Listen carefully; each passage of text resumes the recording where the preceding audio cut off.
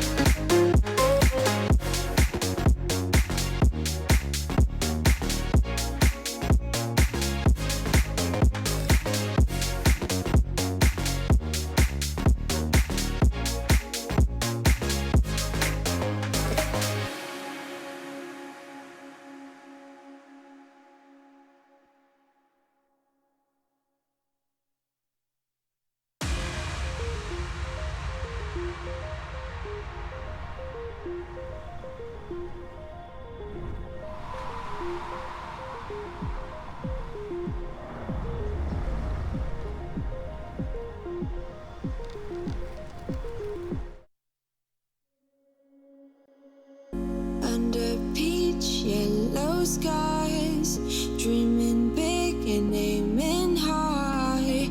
Name the clouds passing by, wishing we run away. All we need is our passports, baby. Leave the rest in our troubled minds. Let us go down in laughter, baby. Trying to figure out what we're after. We're never heading back until we're older. We couldn't care no more, not any longer. Under peach yellow skies we keep on searching, but we will never know what we're after.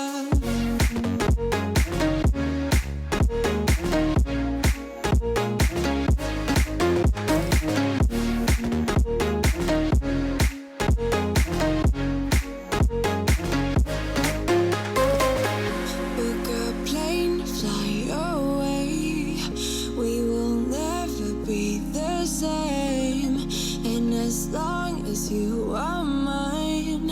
Come on and run away. We wanna run away. We don't need any reasons, baby.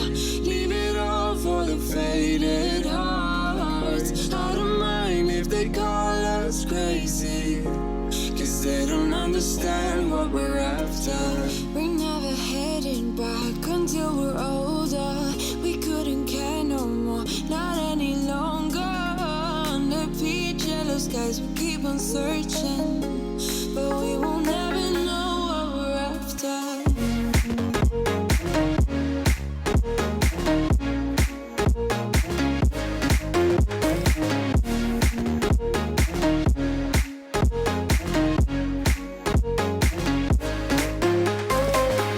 We're no kids no more. I need to feel alive in this dreadful town. I'm running out of time, and as long as you're mine, I wanna run away. We're never heading back until we're older. We couldn't care no more, not any longer. Under peach yellow skies we keep on searching, but we will never know what we're after.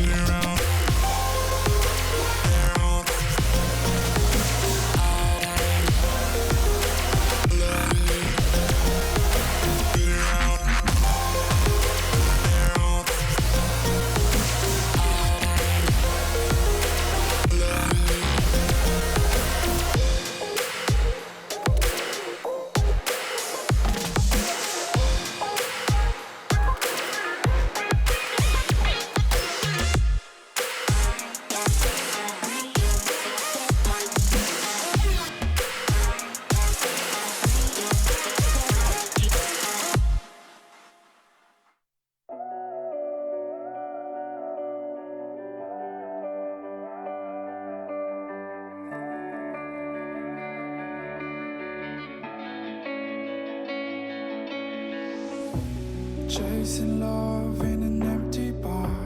Pour a drink till I make it past. The midnight hour seems to come and go, but I know.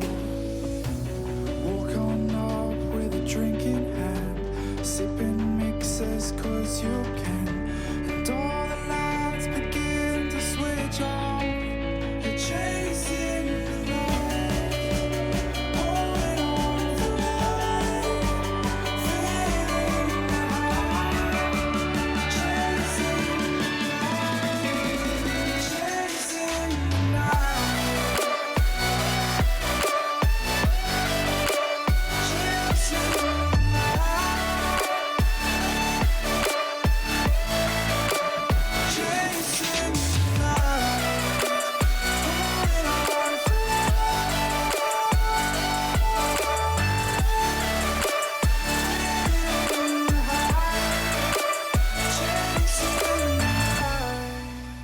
holding on for life, feeding the high, chasing the night, chasing the night. Hotel rooms and city squares, champagne bottles, drum and snare. The sights and cities seem to fall away when you stay. Locked in love for a night or two, losing sleep just to get off you. Day to day you wanna stay out.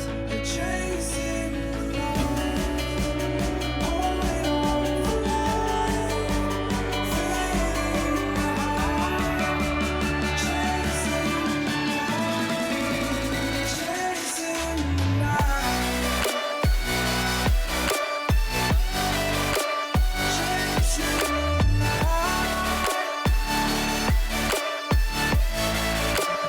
chasing the night, holding on for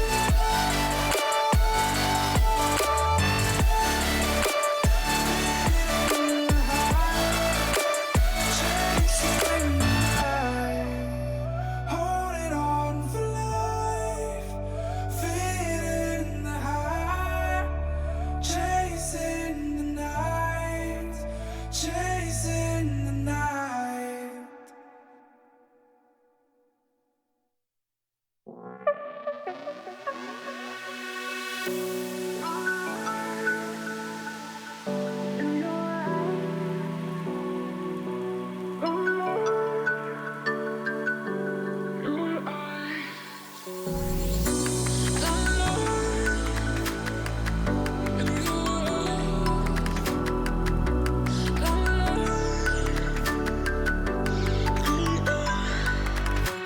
I just wanna feel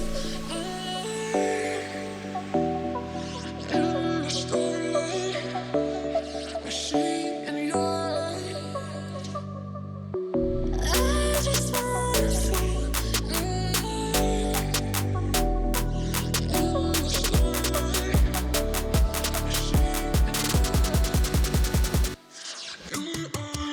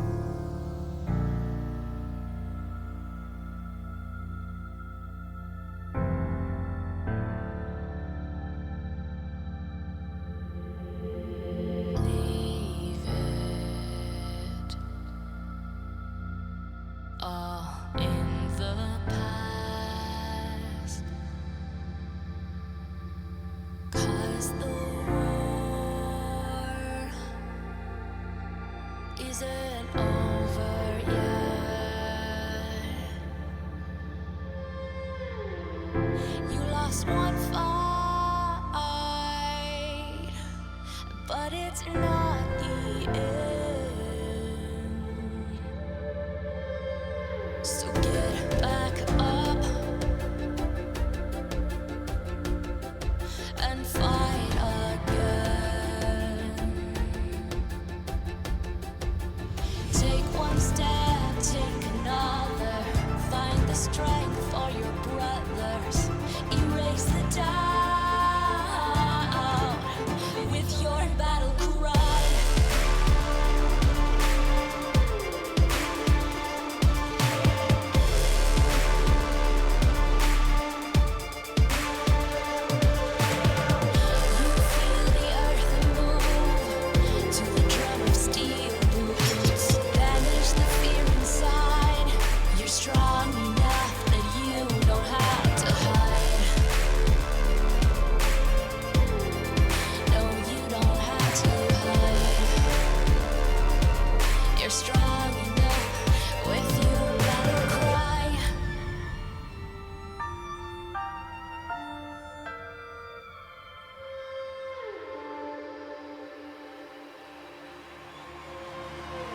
Clash of steel spills your blood. A whisper doubt fills your head, but you have to fight again. So take one step, take another. Find the strength for your brothers. Erase the doubt with your battle cry. With your battle cry. You feel the earth move to the drum of steel boots. Banish the fear inside. You're strong enough that you don't have to hide. No, you don't have to hide. You're strong enough with your battle cry.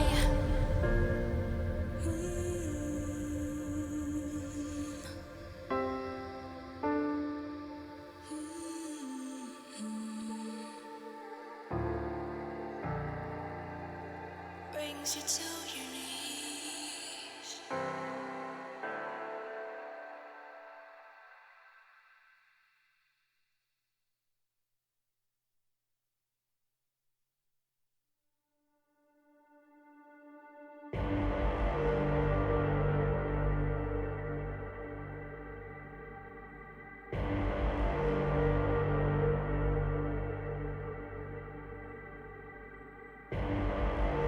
Rising out the ashes, coming from the ether.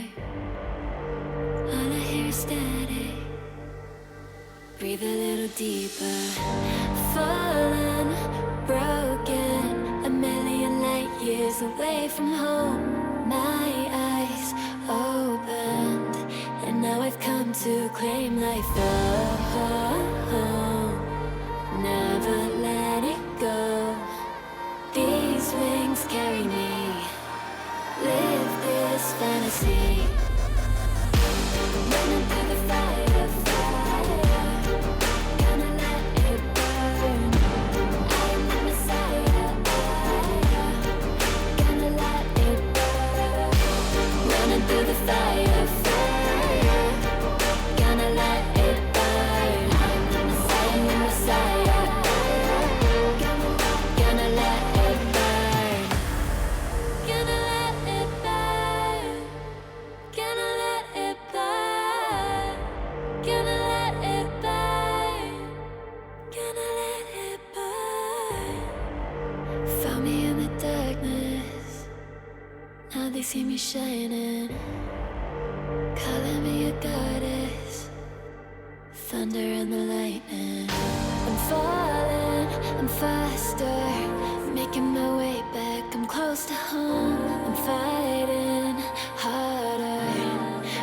I've come to claim my throne, never letting go.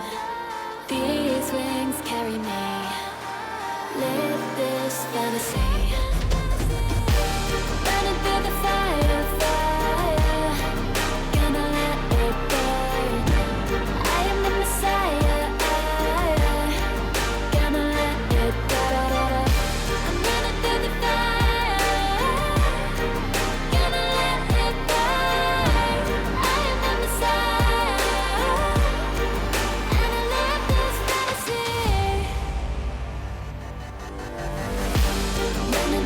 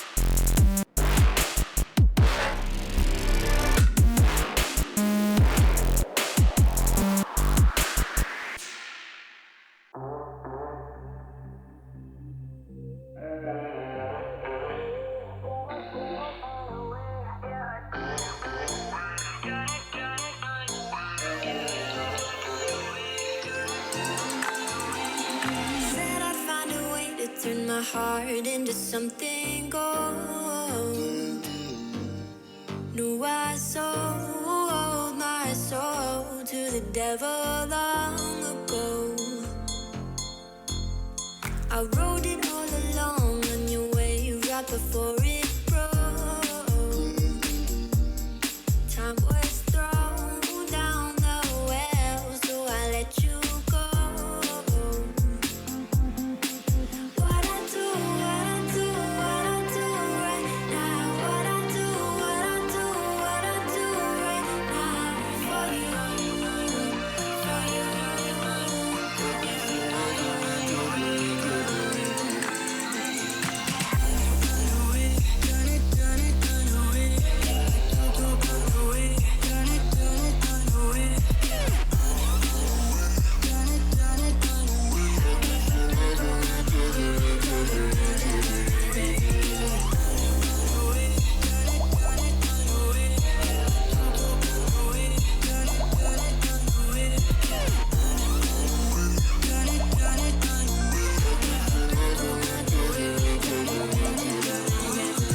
Carolina skies in the night, floating by your side. I fell up when you fell down, but we stayed in flight.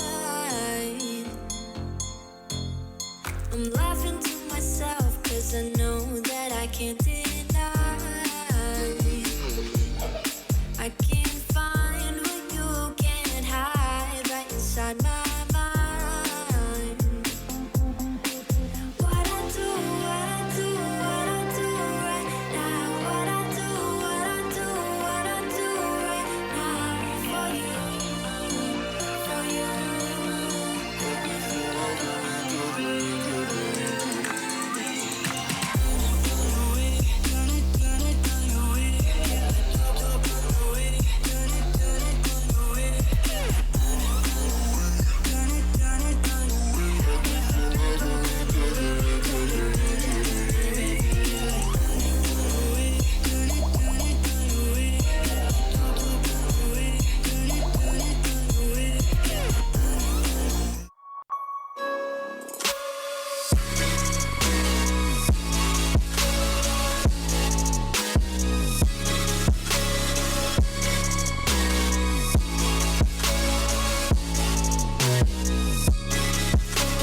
You love it, you wear it.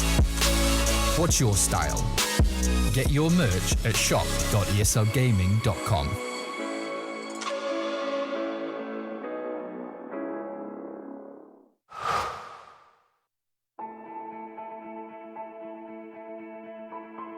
Dota's the kind of game where you kind of know you're going to win before it's even over. Aggressive on the run, Universe right behind him. They keep running in for GG.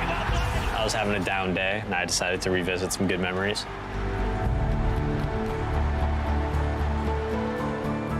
My name is Peter PPD Dager, and these are my moments of brilliance.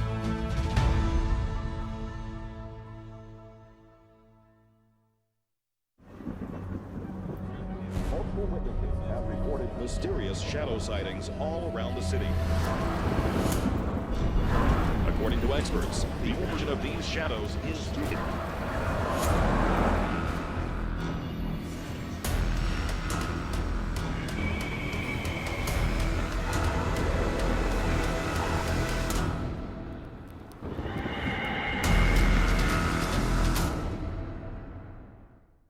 You leave it to me. I'll get your taxes in an okay place. What? Well, just as soon as my audit is over. This gets my undivided attention. Take a lot of trips to the islands, Phil. Pretty great, right? Oh, Phil's legally dead. Fell off a boat. Going by Dennis now. Solari. Long story. Then we got, oh, no, you're not gonna wanna see this. I don't think this is gonna work. Just okay is not okay. AT&T has America's best network, now with our best plans at our best prices, starting at $35 a line for 4 lines, new from AT&T.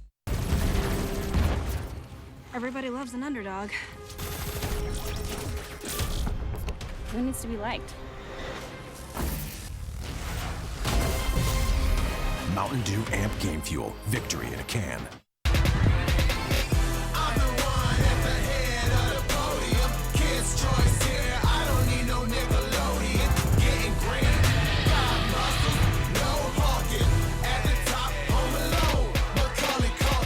ESL 1 Los Angeles is brought to you in part by Intel, Mercedes-Benz, AT&T, Mountain Dew Amp Game Fuel, and GG Bet.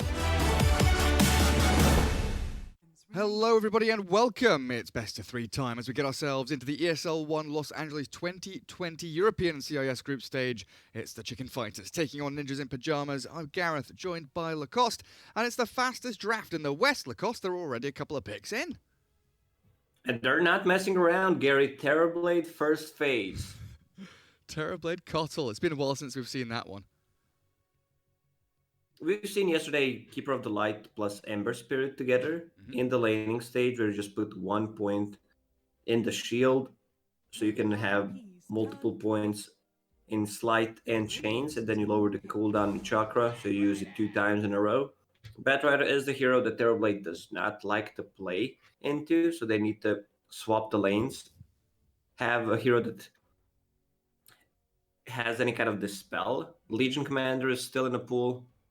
Looks like a really good Legion Commander game. It's a counter to Batrider in terms of purging the Sticky Napalms and later on purging the Flaming Lasso. Yeah, you've got, what, Oracle as an option, but Oracle Kotl not the not the most prominent support duo if you want to go that direction. Terrorblade Kotl. Man, when was it? It was that winter tournament that we did. One of the Russian teams, I can't remember, was it Pivaga? But they had Kotl, Terrorblade like every single game, and you reduce the cooldown of Metamorphosis pretty significantly by like 40 seconds or something. If you can use it off cooldown, of course, that chakra magic, once you get the levels up in it. So you're going to have that meta, especially during the mid-game, much faster than your opponents expect. As Nyx Assassin will be your answer not only to the Batrider, but also to that Snapfire, as a snap pick of PL for Ninjas in Pyjamas into the Terrorblade. I'm still on the Legion Commander train. Great against Phantom Lancer. And, okay, Legion Commander is banned. Gary, it's way too early. I woke up like half an hour ago. One of the reasons why they banned it out, because it would counter 2 of their heroes. So let me check what else is there. Like, you want to have... 5 seconds. I should have noticed. You can blame it on me. Don't worry, Lacoste. All right. Now my brain completely stopped working. you need something Blue from the off lane. Something from the off lane that threatens Phantom Lancer and kill on him. Oh. It's difficult, isn't it? Axe, Centaur, Timbersaw, Bristleback, Nature's Prophet, Legion, all gone. Off-lane pool, very limited. They go with a Storm Spirit for now, Chicken Fighters. So that's 2 of their 3 cores. TB, Storm Spirit. Pretty limited catch from Ninjas in Pyjamas as well. It really is just that Lasso. I guess Rolling Thunder, you'd maybe count in there. But Storm, pretty good at catching the Phantom Lancer with that instant disable before he can get Doppelganger off, and then chain stun in with the Nyx Assassin, who's great at scouting for the Storm to be able to do that.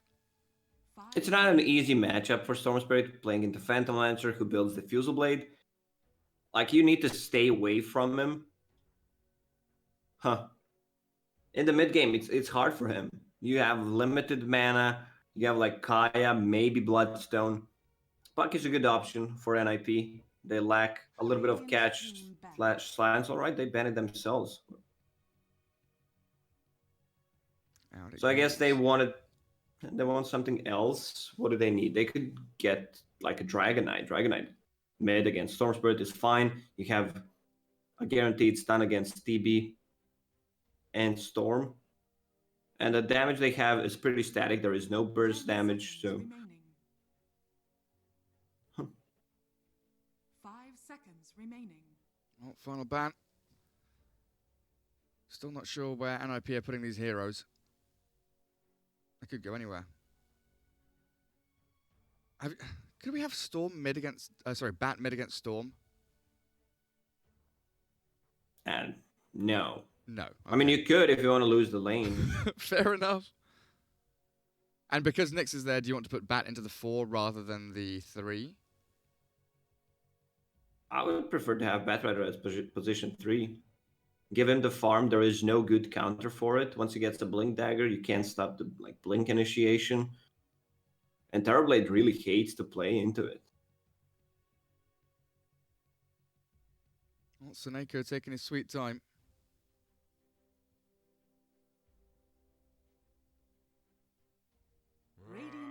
Kunkka, the final removal. It seems like they were thinking about their picker, Brewmaster. A hero that we've seen with mixed success in the Chinese region. It was very, very hit and miss, really. That Brew going to be heading into the off lane. I guess limited options. It does offer you, what, Dispel against Phantom Lancer illusions? In theory, it works good. Like, yeah, I'm gonna dispel Phantom Lancer and his illusions, but depends how the fight starts. Do you get Pangolier? Do you get like mana burn by Phantom Lancer before lassoed? I don't know. I just don't have a feeling that Brewmaster is a strong hero right now. Hope I'm proven wrong. Dragon Knight for Tanner. Blizzy Batrider Milan playing the Pangolier, so the Pons 4 Pango. Yeah, with the Dragon Knight, they have this guaranteed lockdown for Storm Spirit and Terrorblade. It's a free Dragon Knight game. It's a 10-pick Dragon Knight where you don't have any kind of burst damage. Nyx Assassin can build into Spirit Vessel, but at the time that he gets it, Dragon Knight will have a BKB to dispel it. 10 seconds remaining. Well, there we have it. ESL 1 LA 2020 online for Europe and CIS, of course, sponsored by Mercedes. As I get a couple of overlays ready, you guys can watch this little video.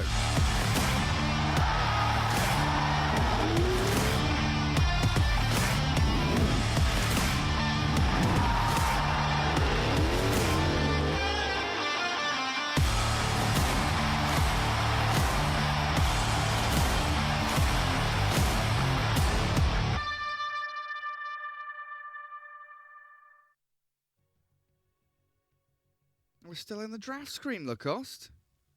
This is another one of those delayed ones, where it just feels a little bit longer.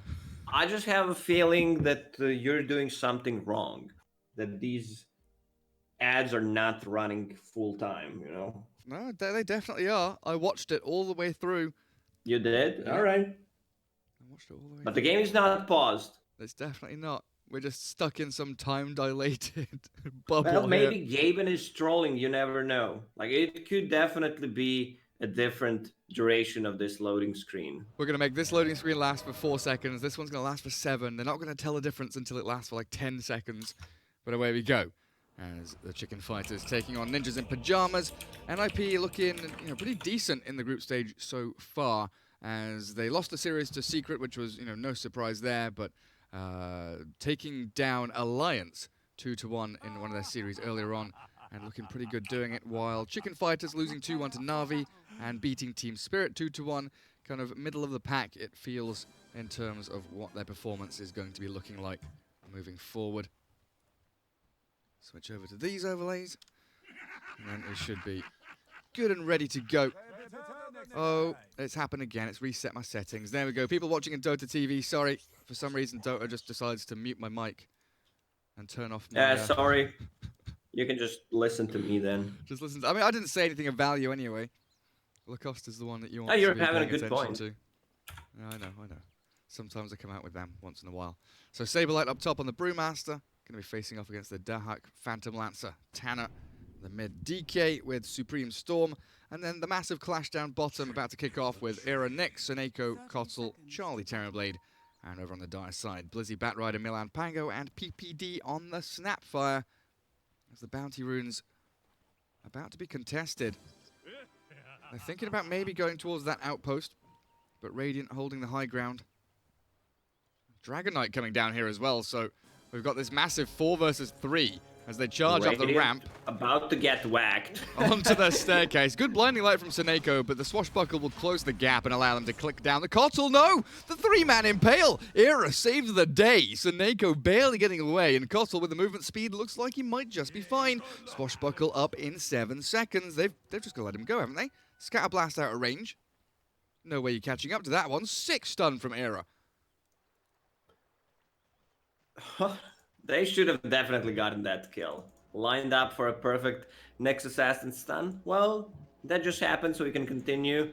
Without a first blood, Peter tried to snap a courier on a mid lane, but no one was using it.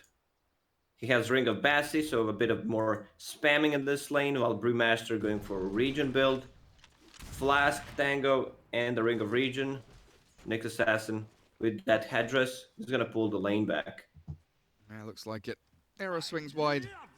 Saberlight still taking a pretty massive chunk of damage though from that spam you're mentioning, enabled by the Ring of Bassi there on PPD. 4-0 Storm, Dragonite 4-0 as well. 5-0, very even so far in that mid lane. Down bottom, how are we looking? Pango, Batrider. Milan dragging wave back for Blizzy to farm. Terrorblade in between is tier 1, tier 2. Dire Observer Ward here scouting out every movement of that Keeper of the Light though. Milan able to do some good trading. Orb of Venom making it worthwhile for him, but the 9-1 charges on Suneko. Yeah, Milan realizes he can't really stick around and continue that battle. Also, if he gets close, Blinding Light from Keeper of the Light, the missed chance. I still can't believe the level 1 is 70%. It doesn't scale with levels. It's pretty insane, yeah. Oh, Milan getting a courier snipe. Sentry ward down. So this Obs ward, which potentially was going to get taken out by Suneko, still stands. But I think more importantly, the pull camp, which is sentried up and blocked. Not available to them. Terrorblade not farming completely freely as Storm Spirit 13-3. Is that all lane creeps? Has he killed off a jungle camp as well? It's Storm favorite matchup. Before it was different, but Storm Spirit is a very strong laner right now. I would say 60 to 40. This is just Dragonite missed a couple of CS. And I think he used Breathe Fire. The first one, try to get a first blood so that his mana region is extremely low, so he couldn't have it one extra time. He does have the wand now at least. So Remnants there going to be giving him some charges. Dahak gets the clap, the stun. Chicken Fighters really sticking it to the PL, forcing the salve, but he's also got Ring of Tarask, so Phantom Lance are going to regen really nicely up in that top lane as PPD takes a couple of whacks from Saberlight. Cookie forward, though, allows Dahak to commit on to the Brewmaster, and First Blood spilled, as PPD should be able to walk away. Oh, there's a stun from Era, connecting that one, but he's going to need 2 or 3 more hits. The regen from the Tango keeping PPD safe and sound. Nyx Assassin unable to get the trade. I don't know how many times I've said it, like Nyx Assassin is probably the worst position for hero before he gets to level 6. What do? Like, you use that stun and then you right-click people? Carapace something off for 0.6 seconds? Yeah, I'd like to see people revert to the old mana burn build. Just, like, go to the mid lane, mana burn a couple of times. Get level 2, then you have your stun. You know, have a bit of fun with the hero.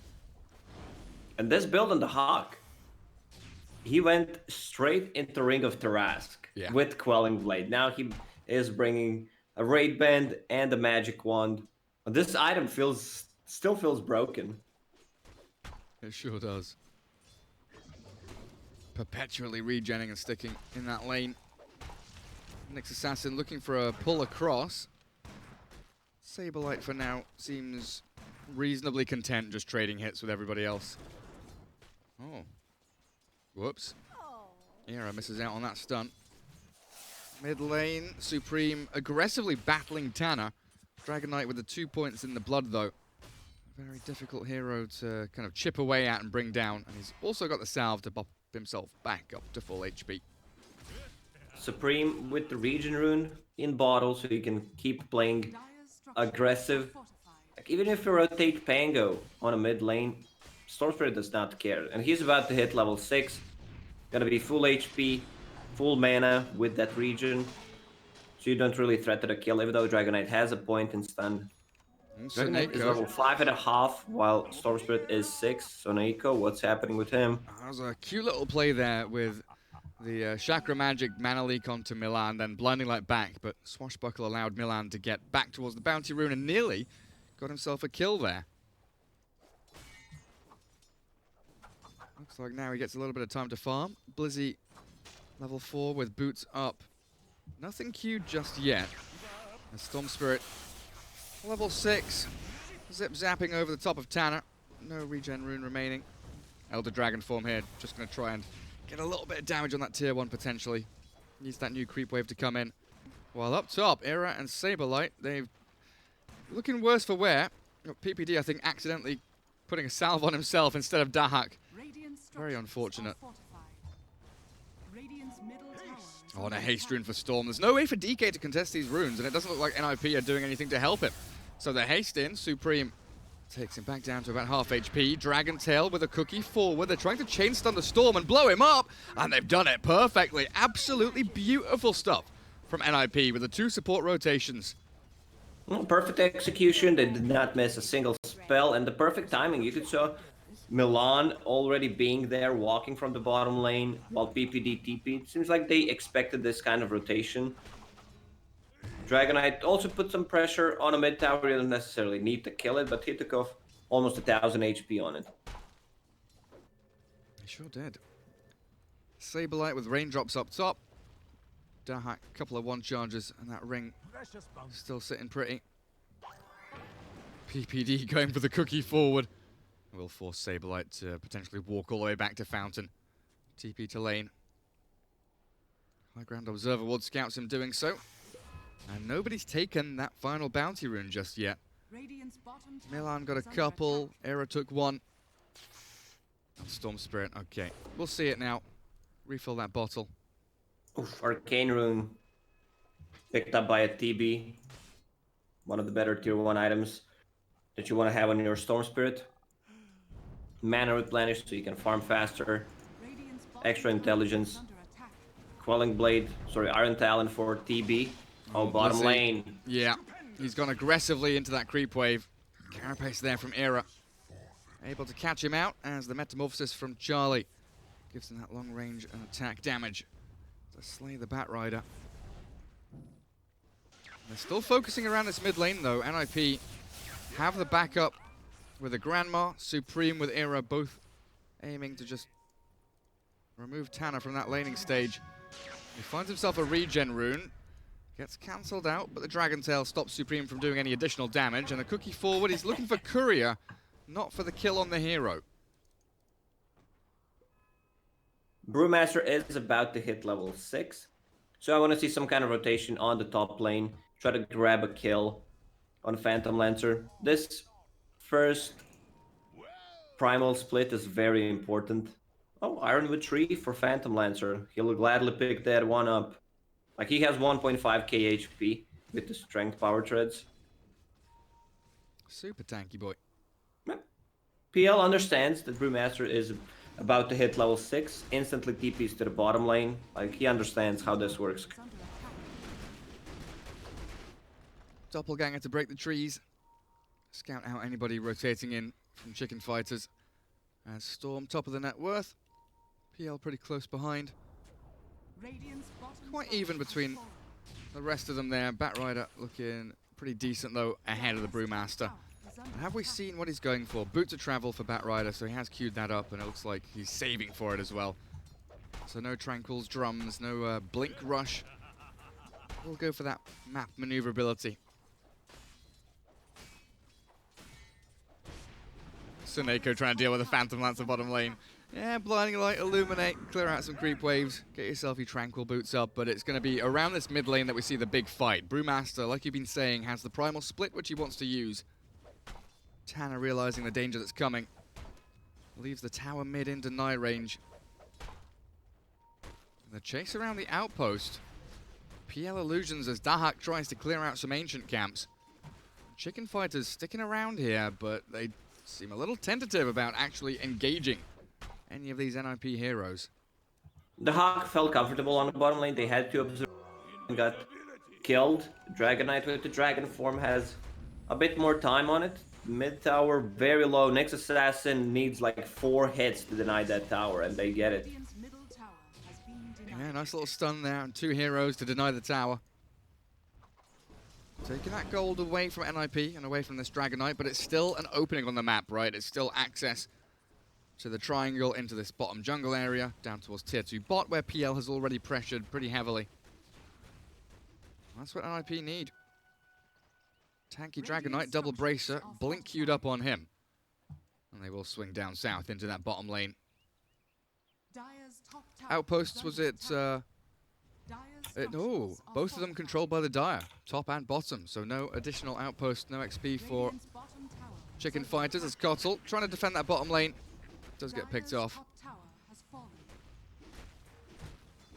So the Hawk is pushing your tier 2 tower. Charlie got the tower on the top lane. So far, NIP staying ahead. Brewmaster, even though he got an earlier level 6, still did not use ulti.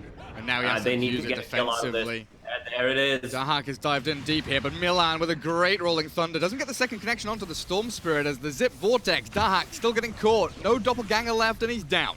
The Carapace from Era catching Blizzy, so 3-0. NIP, they're bleeding out. The DK, the chain stun onto the Storm Spirit, does bring down Supreme at the very least, but I feel like NIP have overstayed their welcome now. Tanner, okay, he's pretty beefy. 21 charges still in his pocket will allow him just to stand his ground with the backing of PPD. Cookie in 4. And they're going to try and make a play on Soneko. Blinding Light, it is ready, but the chain stuns. PPD, where's the mana for Cookie? He doesn't have it. He's 30 mana off it, but Tanner still has the kill. And Era, what, 450 health here? Not sure what Soniko's plan there was. Like, he just walked into a certain death.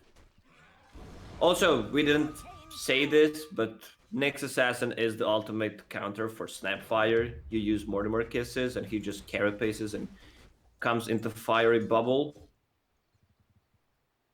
Stops you from doing anything. Terra Blade. Maxed out Metamorphosis and that Conjure Illusion, Conjure Image. Charlie with Yasha. What's that? Royal Jelly coming out to him. Iron Talon to clear out some of these camps, and of course the Ancient's a little faster as a swashbuckle forward down bottom. Milan thinking about the Rolling Thunder. No Primal Split, of course, remember, and there's also no Will-O-Wisp. It's a level 5 Keeper of the Light, 13 minutes in still. Radiant are scanning. Radiant Scan catches a glimpse of a couple of heroes on the high ground. So none of them will be walking up the staircases, none of them breaking ranks. Even Saberlight, the tanky Brewmaster. He's almost got 2,000 health and he's still scared of jumping in as Supreme looks like the ball lightning away gets him out of range of the DK stun. And the blink reveal on Dragon Knight now shown off. That was not a good blink reveal. It sure wasn't. Sometimes it's shorter than you think. Have you seen that sign in any of the public toilets? Yeah. I can't remember where. I think I saw it in like Lithuania or something. They had a lot of funny signs over there. Hello. There's the jump on Kotl. Destroyed by the Mortisman's Kisses, and Storm tries to zip in onto PPD, but the lasso into Rolling Thunder. Dahak with the damage. A ball lightning back down to the tier 2 tower, and the Primal Split is actually doing a decent amount of work, killing off PPD, Supreme. but Dahak takes down Supreme. I don't know how that's happened. And I'll find a bonus one onto Era as well, and this chase is just not going to stop. Saberlight with no ulti, 21 charges, but surrounded by 4 NIP heroes. He's going to just get run down here. The TP cancelled immediately by the Dragon Tail. And a double kill for Blizzy gives NIP the tier 2 tower. And the ability to maybe swing into Roshan or go towards mid, push out these lanes, get their farm continuing. As the only one out on the map for Chicken Fighters is that Terra Blade. Storm, my friend, you need to be quicker on those zips. Yeah, is that a face? Yes, it is. I thought it was going to be a happy one. He had like a second and a half. He saw Pangolier rolling toward him. They had the vision. Yeah, I was 100% sure Storm was fine. Like, he zips away from the fight. There's no, like, instant stun anymore. He can just ball away. So I started looking at the other part of the fight, and then, wait, Supreme's died? Oopsie doopsie. This fight was without Terror Blade, and he's going for SMY build. We see that more often. Just the status resistance build against the lasso, against the Dragonite stun. The Manta style here is very important, I would say. You're playing against Breathe Fire, so you can dispel that. You can dispel the Disarm from Lucky Shot. sticky napalm charges. It's a good Manta game. It sure is. I mean, you can even like Manta dodge the Dragon Knight range stun, right? That projectile. Yes. There's lots of potential there for it. They're scouted by that sentry, being pinged out by the DK as well. There's another sentry there, all over the place from NIP. Oh, Tana, it's a Arcane sentry Rune. meta. You want to buy sentries whenever you can as a support. Oh, we might see a first Will of the Wisp this game. Keeper of the Light, almost level 7. They definitely needed that ulti to actually win some team fights. Seneko also pretty adept now at defending this bottom lane. Bottom There's no something. towers. There's bottom, yeah. Sad, sad times. Who's got the clumsy net? Who's got neutral items, actually? Vampire Fangs over on the Brewmaster as they swap around and confuse me greatly. Pupils Gift TB, Dragon Scale on the next Assassin. Grovebow Storm, pretty damn good. And Dire Side, no one's picked up the clumsy net yet, but you've got Imp Claw DK, Grovebow, Pango, another Shawl for the PL. Broom Handle Batrider, why the hell not? Blink Dagger, Boots of Travel, Wind Lace, 478 move speed under smoke. Yeah, it's like when you're playing a pub and there is a neutral item available and everyone was so greedy, so Batrider ends up with Broom Handle. They've caught the Storm. They've got the chain stun here. Don't know if they've got enough damage though. Storm finally scatterblasted into the ground, and the Rolling Thunder from Milan chasing towards Era's next assassin. They've got a bonus kill. It's the cherry on top, and the courier might be falling too. I don't know what that is, some kind of horned beetle, but it's been destroyed by Dahak. Era's courier gone, and this Storm Spirit now, net worth really is lacking, struggling a lot, Supreme. Fight's not There's a going their huge way. difference what these position 4s and 5s are doing right now. Like, compare Nyx Assassin to Pangolier with the Disarm, and most importantly, Rolling Thunder. And then you have this Snapfire, who's setting up the kills. He's involved in 9 out of 12 kills, while Keeper of the Light, like, he's literally not doing anything at the moment. 0-4-1. Yeah, it's been a big struggle. When TB has BKB, maybe Charlie will decide to start joining in the battles. But it just has been this systematic domino effect of fight into objective, tower after tower. But Roshan's still standing, is available there if Chicken Fighters can get a decent couple of pickoffs. That's what Milan's scouting for now. He's invis, he's looking for Roche, he's looking for smokes. He'll spot out Supreme.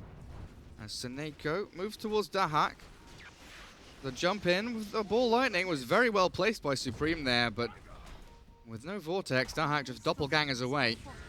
And the Dragon Tail catching the heroes that are held up on the high ground. Rolling Thunder from the Invis Pango catching Kotl, so Will-O-Wisp not coming out just yet. Cyclone up onto the Dragon Knight to stop that initiation tool that NIP has. And Charlie, this Terrorblade, he's arrived. He's come in, but Supreme has already been blown up, burning to life. He's gone!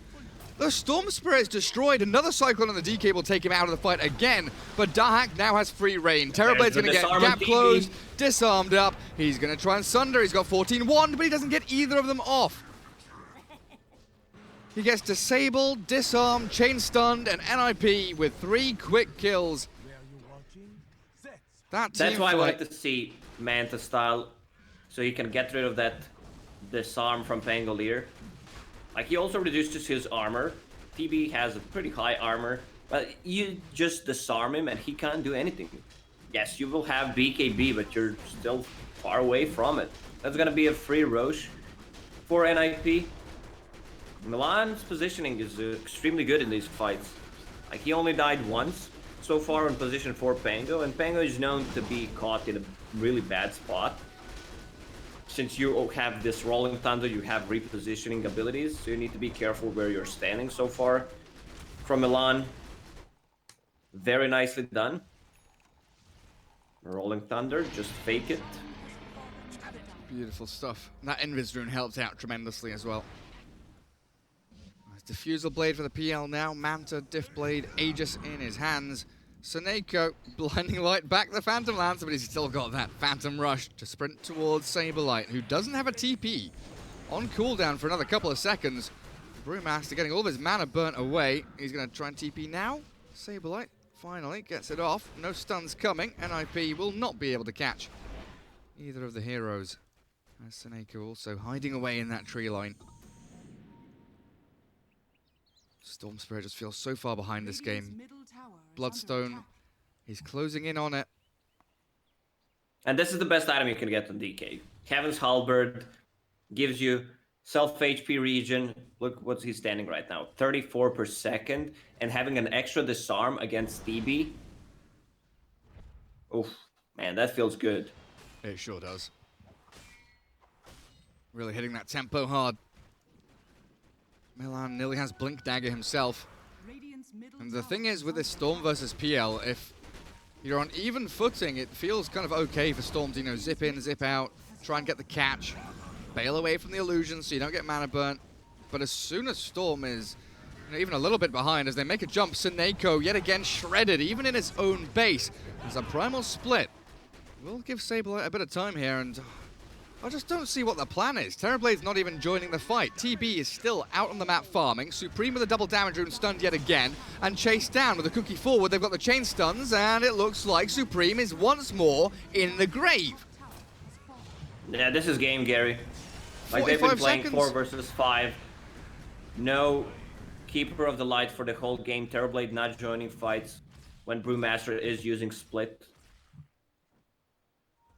He's putting some pressure on like tier 2 towers. They still have tier 1 on the mid and the bottom. Okay, Lasso is on cooldown. Whew. Charlie with a smart TP. I was a little bit worried there for a second. You don't lose any buildings in your base though, Chicken Fighters. It's not a complete lost cause. And that is the BKB for Charlie done. Storm has one queued up as well, and it looks like aiming for the Aghanim Scepter straight after. Blizzy can shove out that top wave with Boots of Travel, then rejoin the fight if he wants to. For now, he's stacking camps for himself, building up bank, trying to rush towards a BKB, even though he's got a Staff of Wizardry already picked up. So what, he was thinking of 4 staff and then switched back? Oh, his courier's dead. Yo, Lacoste, look mid lane where PPD is. Looking at it. Do you see a massive fuck-off tree? I don't know what that tree is. You see it, right? It's huge. No, okay, now it's gone again. I did not see it, You Gary. didn't see it? There was just a massive tree in the middle of my screen. Okay. Well, it's gone now. Very weird. Dota 2. What a game. NIP, 9k lead.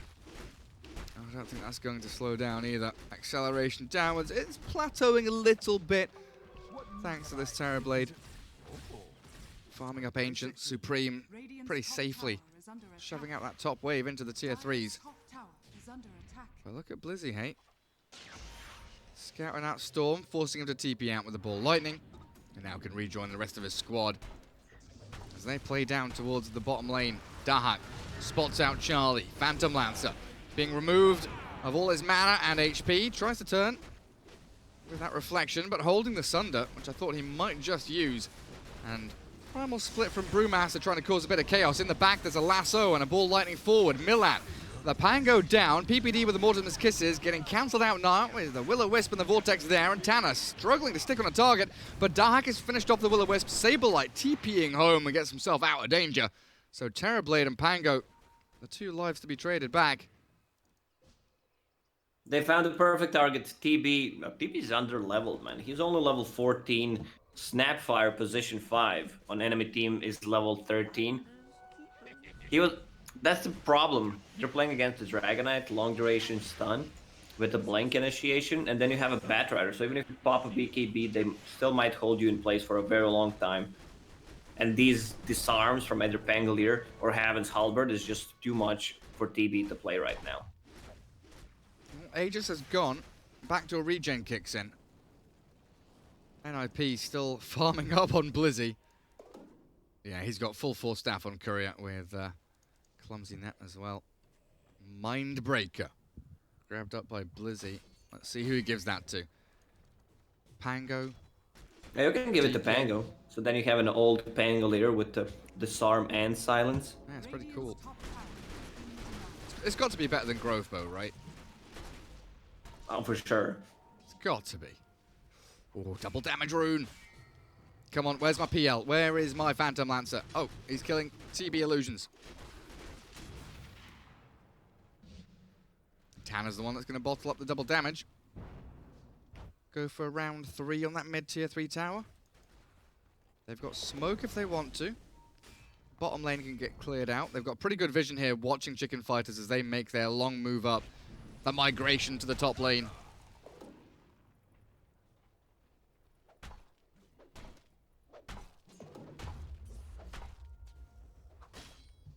Craggy Coat picked up by Dragonite. Yeah, they need to give it to supports. It just cripples Terrorblade in a team fight. That extra armor, even though Terrorblade was not even dishing out any kind of damage in the previous one. Roche may respawn in a minute and 20 seconds. I feel like NIP is strong enough to close out this game. Full Butterfly on Phantom Lancer. Terrorblade does not have any items to address that problem. No answer whatsoever. So now it comes down to teamfight execution, and I think buyback status here for the Radiant. Terrorblade, Storm, Kotl, Nyx all have buybacks, as they're the ones holding their high ground. Blinding Light up against the Tanner, double damage rune DK, Orb of Destruction. Repair kit used, but Doesn't it's matter. not enough. DD and Orb of D. Triple D. Killing off the barracks. Leaving the melee for now. Coming down towards bottom lane. Going to clear out that creep wave very, very swiftly. And NIP want to get back up on the high ground. Find another kind of medium objective. Get some more use out of that double damage rune. Unhealable damage. This era, with the help of the Blinding Light, jump in with a primal split. Trying to focus down the Batrider so there is no jump, and the Cyclone sends the DK skywards. A good Will-O-Wisp here and a zip back in, but Storm Spirit, he's struggling to catch a single target. Chain stunned into oblivion yet again. That Dragon Tail into Cookie combo forces the buyback of the Storm. Another long zip, but Tanner has a BKB TP. Nothing to cancel it, while Saberlight back onto Dahak now. Impale him up, and the Phantom Lance is the one being picked off. A Doppelganger to try and get him a bit of distance away with a Glimmer Cape. Dahak might just be able to run out of this one. The Cookie out, and there's no reveal. Supreme, he can ball lightning, but he doesn't want to. He's scared of what's lurking around the corner. Tanner, what did he BKB TP to tier 1? That's so smart. He's ready to rejoin the fight with Milan. Milan was controlling the backlines. He even got the solo kill on Keeper of the Light, landing multiple stuns on Terrorblade and Nyx Assassin, so they could not deal any damage. That Blink Dagger pickup, really valuable, and this has to be one of the better level 15 talents in the game, plus 4 seconds on your Rolling Thunder. It is real sweet. Lots of lines drawn by the Pango. Come on, guys, let's get the lane shoved in. Blizzy dealing with the TB Illusions mid. Haste Rune up top, but NIP really are all converging onto that bottom lane. Man, that Impale and Illuminate just doesn't bloody do anything. Tanner, he just walks straight back up. Repair kit, sure enough, will buy a little bit of time here for Chicken Fighters. But once again, we see the mini-map, and Terrorblade is nowhere to be seen. The jump in onto the Storm Spirit. Where's the chain stun? It's Milan again with the Rolling Thunder, and there's no buyback on Storm. Dead for 90 seconds, while Saberlight, he's jumped onto PPD, but the Grandma is bouncing around, full of life. Nothing really Chicken Fighters can even do to get a single kill. They're getting picked off one by one by the beautiful execution from NIP, and Charlie's Terrorblade is just nowhere to be seen. He's going back to jungle. BKB and just backed away. I mean, I guess in game 2 they can play better, because I believe play worse than this. Like, it just feels so desynchronized. Nothing's on point for Chicken Fighters. I did not watch this team in like 2 months, but they swapped some of the players. I know these players can play a better Dota, but right now it just feels like watching a pub game. Yeah, for sure. For sure. Like, we know that, you know, Supreme, Saberlight on Hippomaniacs look real good. We know Charlie, very, very powerful position 1 player. Era, Soneko have both, you know, had a number of teams, have captained teams, have led drafts. They know the ins and outs of Dota 2. But I think you're right with the you know, the synchronization comment. They just don't have this cohesive manner of playing. They are all over the place right now. Yeah, I remember Hippomaniacs. They looked like a really promising team. They had nice synergy. Not sure why they did not stick together. And they had like okay results. Maybe they thought they could do better, but overall the team looked very decent. Yeah, they sure did. They sure did. I mean, Saberlight moved to Singularity, right? And then the team kind of crumbled around that. And then, you know, he stood in for Chaos? He did one tournament. He was he a was BTS their offlaner. That's right. Yeah, so he moved left Hippomaniacs, went to Singularity, stood in for Chaos. But we'll come back to that as the initiation from the Chicken Fighters starting off pretty well. Finally, they get the jump and a kill. Grandma down and buys back immediately as Milan rolling out of this absolute slaughterfest. We're seeing how sausage is made as the meat grinder of the Will-O-Wisp traps them all up on the high ground and forces NIP to disengage, blink away from that boulder toss, and look for another initiation here as Primal Split now down. Metamorphosis only lasting for another 20 seconds or so. This is where NIP know that the long cooldown ultis of Chicken Fighters, they've been expended. They don't have a fallback plan. They've got 7 Bloodstone charges on the Storm and no BKB. Take Roshan and go end the game, I think, is going to be the call here from NIP. Still a couple of seconds of DD running on that Dragon Knight. Well, if Chicken Fighters want to take one extra fight, they need to try to steal the Roche. Someone should suicide. It is a suicide mission, but it's worth it if you can get either Cheese or Aegis. Oh, Soneko. Away he goes. Everybody TPing out of there. Brew and Kotl were closing in for that suicide mission, but NIP did a great job at moving out of the pit quickly, zoning them away, making sure there was no sneaky play. Storm has BKB money now.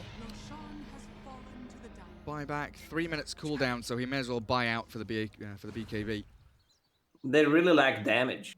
If you check like what Brewmaster brings, Nyx Assassin, and Keeper of the Light to the team fight, it's a lot of control, but who's gonna deal the damage? Storm Spirit can't really solo kill anyone anymore. There's a lot of BKBs, a lot of HP on all of these heroes, so they're relying on TB. They need to protect him, and TB, he instantly cues Divine Rapier. I think that's the correct choice. You want to have True Strike against Butterfly on the Phantom Lancer, and you want to have damage like right now. If they knock on their tier 3 towers, he might be forced to buy like a Crystallis. It's a cheap damage item, and you need to invest all your gold.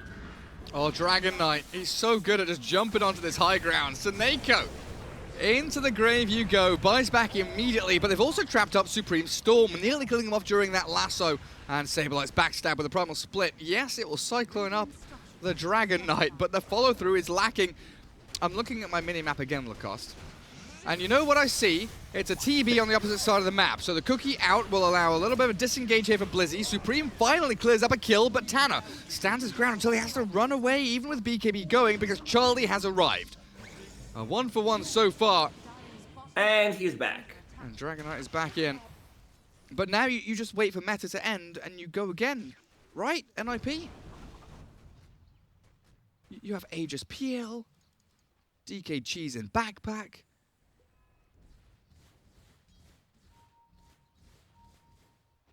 Terrorblade meta down in about 10 seconds, and he's still a good 2,500 gold away from that relic, the full rapier, which is still queued up. Keeper of the Light using Chakram to reduce the cooldown on that meta. Let's see how low they can get it. Storm zipping around, clearing out that top wave.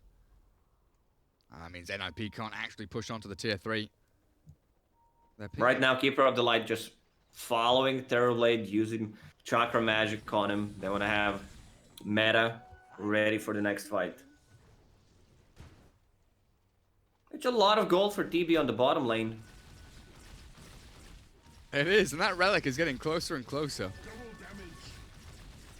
He will have buyback off the back of that creep wave. Seneko with that last chakra magic, 20 seconds. But Era has already dropped, dead for 45. Metamorphosis is nearly ready. But you're losing your final lane of barracks here. Shit, guys, what do I do? Do I keep pushing? I need gold for relic. I'm close, but I'm not that close. Can you survive? That's just mega creep. How many DDs has Tana had on this DK? I swear it's been like 5. 4. Yeah, it's ridiculous. It's like, oh, I've got a DD room, guys. Let's go push high ground. Come on, lads. Chop, chop. Get into the tier 4s. Taking down the buildings as quickly as that. Throne is going to be exposed in a second. And Chicken Fighters, they've only really got one fight left in them. Charlie sold everything. He sold power treads, raid bands, well, here we go. Wand. Mortimer's Kisses is blowing up Saberlight, finally gets off his primal split, and Charlie with a rapier whacking into Milan, but he Rolling Thunder jumps away. Supreme had a BKB to ball lightning out of the initiation as Dragonite still has BKB cheese. Tana just blinks out of there. PPD is going to cook it to the high ground, and the chase continues looking for the grandma, but they cannot kill her off. Supreme's got nothing left to give. Glimmer caped up. He's bought a little bit of time here as the lasso comes on through, and Terrorblade Sunder back into Tana, who's got the cheese still, and that's it. Done and dusted. Dead for 60. GG's called. He got disarmed. Like, they need to play much better if they want to contest NIP in the second game. It's also a draft issue, I would say. They did not have a good ways of dealing with the Batrider, so Batrider was having a free time. It was a 10th pick Dragonite, which was pretty huge. Storm Spirit had a better laning stage than DK, but didn't achieve more than DK, that's for sure. It just feels like they were outnumbered. Keeper of the Light level 6 didn't come fast enough, so they needed that for the bottom tier 2 tower defense. Well, there's game 1, 29-9. 37 minutes. You know, it took NIP a little while to actually close out the game. Chicken Fighters holding on for every sliver of hope. 26,000 hero damage on the PL. Supreme with 23.5. Terrorblade with under 14,000. Less hero damage than the Pangolier. Would you believe it? That's what I wanted to check. How much damage TB dealt. Like, Brewmaster did more damage. Yeah, just barely. Sad times. It's a best of 3 though, of course. So we'll jump ourselves into the lobby for game 2. We'll see you guys after the break for NIP versus Chicken Fighters here in this best of 3. My name is Jordan Gilbert, aka Nothing. Hi, my name is Sue Lee. My handle is Smix. I think it's important for these initiatives to happen. Empathy really, really goes a long way, and it always means so much to us, and I think that's where initiatives like this really help. I encourage everyone in the community, anytime they see bullying, anytime they see someone getting called names, I encourage you to step up and say something. Good luck, have fun. Good luck, have fun.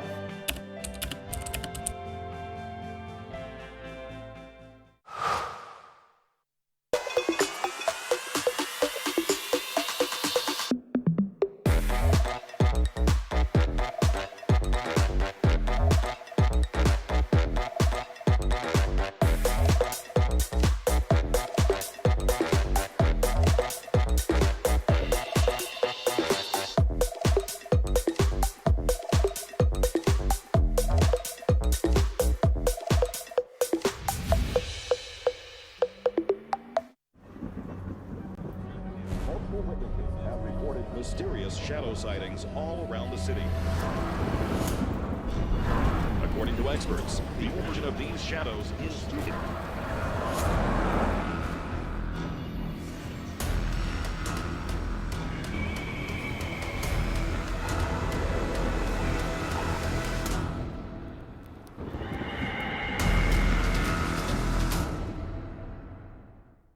You leave it to me. I'll get your taxes in an okay place. What? Well, just as soon as my audit is over, this gets my undivided attention. Take a lot of trips to the islands, Phil. Pretty great, right? Oh, Phil's legally dead. Fell off a boat. Going by Dennis now. Solari. Long story. Then we got, oh, no, They're not gonna want to see this. I don't think this is gonna work. Just okay is not okay. AT&T has America's best network, now with our best plans at our best prices, starting at $35 a line for 4 lines, new from AT&T. Everybody loves an underdog. Who needs to be liked? Mountain Dew Amp Game Fuel. Victory in a can.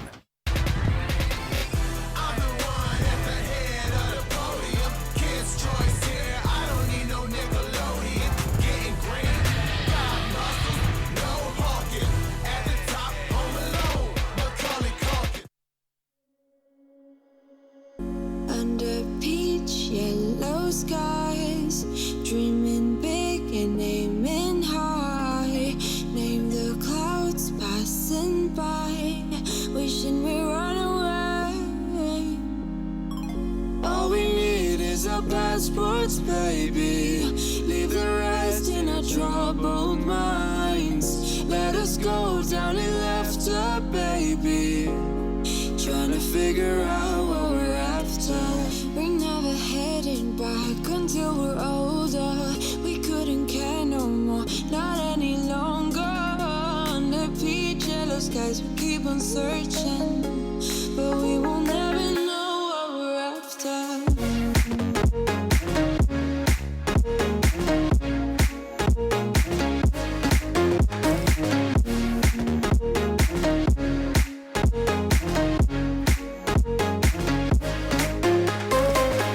Book a plane, fly away. We will never be the same. And as long as you are mine, come on and run away. We wanna run away. We don't need any reasons, baby. Leave it all for the faded hearts. I don't mind if they call us crazy, 'cause they don't understand what we're after. We're never heading back until we're older. We couldn't care no more, not any longer. Under peach yellow skies, we keep on searching, but we will never know what we're after.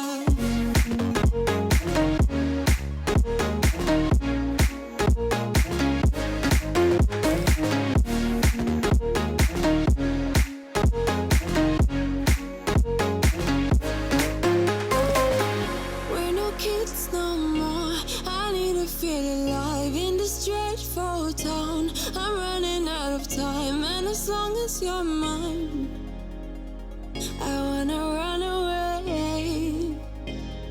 We're never heading back until we're older. We couldn't care no more, not any longer.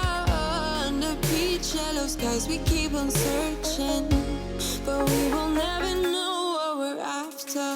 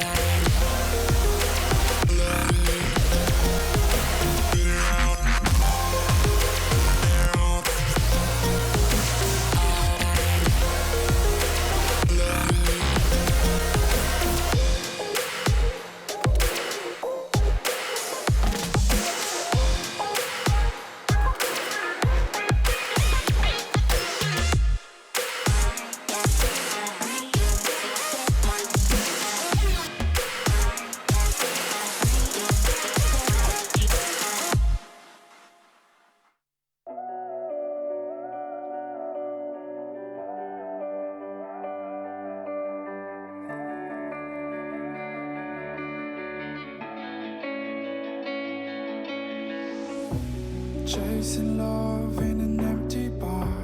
Pour a drink till I make it past. The midnight hour seems to come and go, but I know. Walk on up with a drink in hand, sipping mixes 'cause you can. And all the lights begin to switch off. You're chasing the light, holding on for life, feeling the high, chasing the light, chasing the night,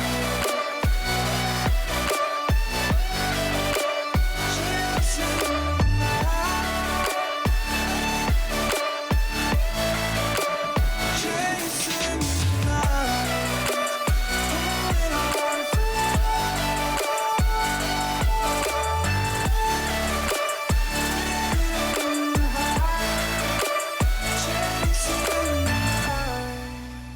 holding on for holding on for life, feeding the high, chasing the night, chasing the night. Hotel rooms and city squares, champagne bottles, drum and snare. The sights and cities seem to fall away when you stay. Locked in love for a night or two, losing sleep just to get off you. Day to day you wanna stay out. You're chasing the light, holding on for life, feeling the high, chasing the night, chasing the night, chasing the night.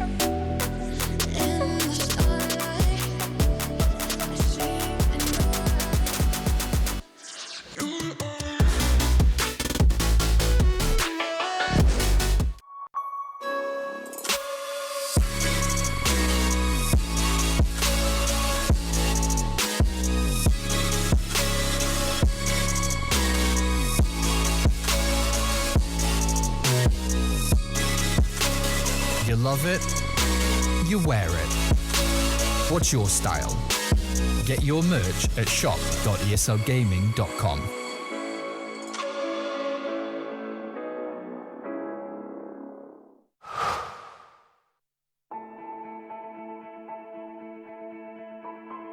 Dota is the kind of game where you kind of know you're going to win before it's even over. Aggressive on the run, Universe right behind him. They keep running out, but GG well played. I was having a down day, and I decided to revisit some good memories.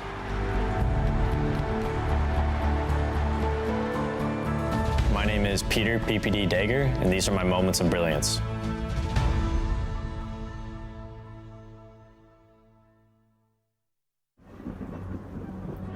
Multiple witnesses have reported mysterious shadow sightings all around the city. According to experts, the origin of these shadows is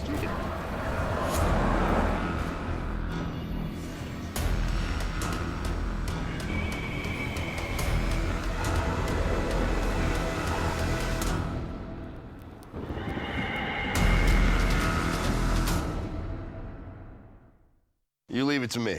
I'll get your taxes in an okay place. What? Well, just as soon as my audit is over, this gets my undivided attention. Take a lot of trips to the islands, Phil. Pretty great, right? Oh, Phil's legally dead. Fell off a boat. Going by Dennis now. Salary. Long story. Then we got, oh, no, you're not gonna want to see this. I don't think this is gonna work. Just okay is not okay. AT&T has America's best network, now with our best plans at our best prices, starting at $35 a line for 4 lines, new from AT&T. Everybody loves an underdog. Who needs to be liked? Mountain Dew Amp Game Fuel. Victory in a can.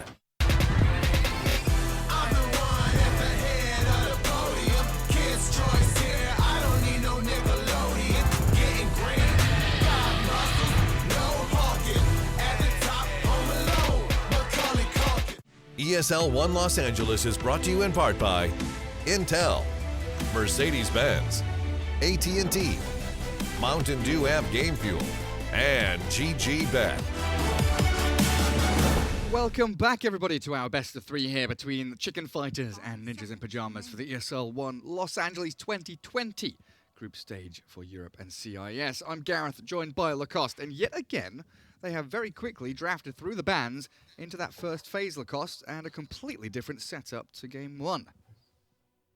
Oracle and Troll opener, almost 15 seconds of invincibility if you time it correctly. I want to see some heroes that are good in terms of just kiting with the Troll. That's how you win against them, or just insta-lockdown, which Axe provides. Also cutting in the backlines, finding Oracle. If you're low enough, you can still dunk him.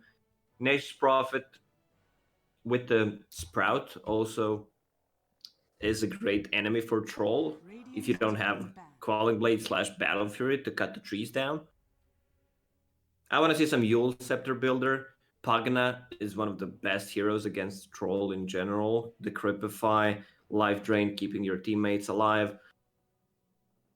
Yeah, and Axe, also Blade Mail, I think worth mentioning as well against the Troll, right? You've got the instant catch you talked about, and then Blade Mail, because Troll wants to be popping that Battle Trance at 30% or less HP. He doesn't want to be using it when he's running in full HP, and that's when Axe is going to be ready, waiting to strike. Timbersaw, Cottle, Void Spirit, Razor, Ember, Pango, Grimstroke, Ench, DP, and now a final ban for Chicken Fighters coming through. I mean, I'd assume it's Blizzy Axe. That's kind of his signature hero by now, isn't it? But the definitely is. Furion for PPD, probably. Ursa ban. Phoenix for Chicken Fighters, so now adding a bit of team fight and some more sustain into their lineup. Sunray into the Oracle, False Promise, pretty damn good with the Troll. Not only these heroes are not the greatest against the Phoenix and hitting it. It could also be a steal pick, so they don't have Axe and Phoenix in the lane. It's a strong lane, overtime damage, even though both of these spells can be dispelled by Oracle. So if Axe is not having a good lane partner, he might just creep skip. And there's Mirana. Deal with that Supernova. So that's probably PPD, Prophet, Milan, Mirana, Blizzy, Axe, and then waiting on the Dahak and Tanner heroes to come out in that latter stage. Mirana is great with the attack speed against Phoenix Egg, of course. And if it's position 4, you build into Yule Scepter, so you can still get a mid hero that gets 1 extra Yule Scepter. So Troll pre-BKB is gonna be having a rough time. Yeah, it's gonna be a real struggle for him. As Mars for Chicken Fighters kind of rounds out a bit of that team fight now. Arena of Blood with Supernova, good at catching people, trapping them inside, making sure there's no escape. What kind of core hero? Do you want another core hero to deal with Supernova? Do you want someone who can right-click it? You're happy with the Mirana Prophet already? It's a decent Ricky game, if they want to go for it. Like, he can buy the time for himself inside the Mars Arena. Oracle, Phoenix, they hate playing against the Cloud.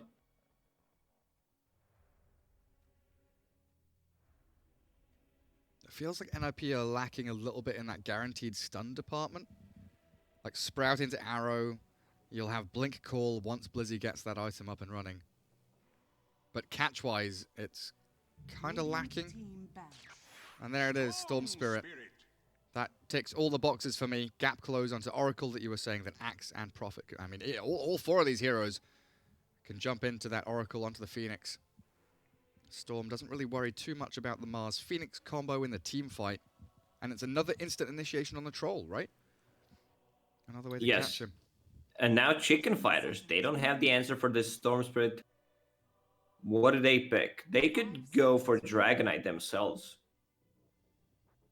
Tower damage, plays fast. Then you have guaranteed lockdown. What NIP has, these heroes are not good, not even good against Dragonite.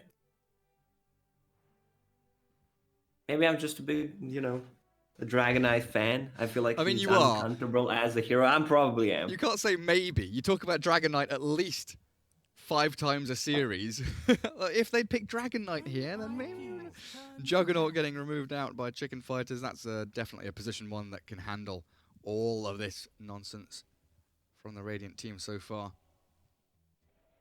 And we need a mid-hero for Chicken Fighters, something for Supreme. You mentioned Pugna for NIP, right?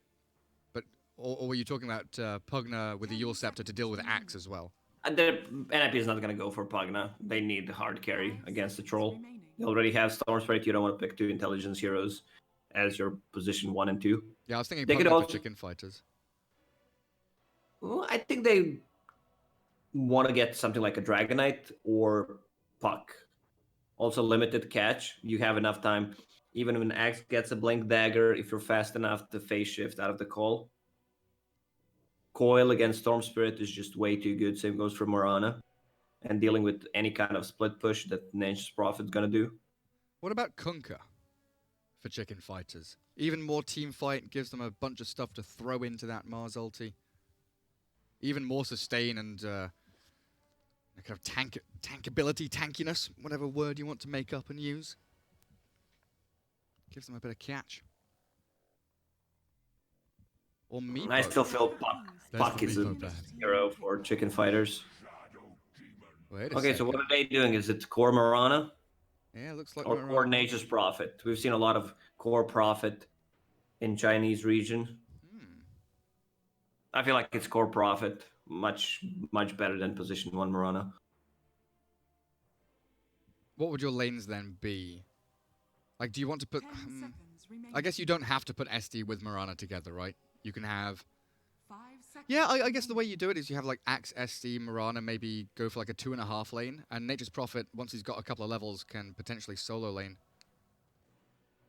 But you can put them It doesn't matter what role they play, it's such a global presence lineup with just arrow landing, Storm Spirit zipping in, Nature's Prophet deeping, very mobile. That's why I want to see Puck as a counter to these heroes. The leash mechanic is extremely good against all of these heroes. Well, that's the call from Lacoste, and a Dragon Knight is what we'll get.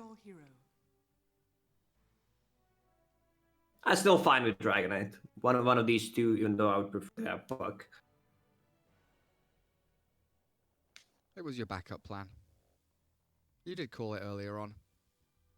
So PPD, Shadow Demon, Tanner on that Storm. It will be a Milan Mirana in that position 4. Milana. Milana. And Dahak, the one prophet. Charlie Troll, Seneko Oracle, Era Phoenix, Sableye on the Mars, and Supreme Dragon Knight. I think Chicken Fighters have very specific ways of how team fights have to go, right? They need the Arena of Blood Supernova combo. They need the save from Seneko onto the Troll. Dragon Knight's probably going to be your main initiator here. Would you like to see double blinks from Chicken Fighters, Mars, and DK? No, definitely not. One of those need a blink dagger. The other one can get like Shadow a Blade? pipe. Yeah, or Shadow Blade. But I would say Chicken Fighters, they won this draft 70-30. Much, much better draft than what they had in game number 1. NIP's lineup very squishy. We've seen Nature's Prophet popping off with Blade Mail, Mjolnir, BKB, Satanic, AC. This hero can go for late game, don't get me wrong. It's just that Chicken Fighters team fight, it feels way too strong. Well, away we go. ESL 1 LA 2020 here, of course, sponsored by Mercedes. So a quick little video clip for the MVP. Get your votes in. Each region gets a contender towards that $50,000 value car.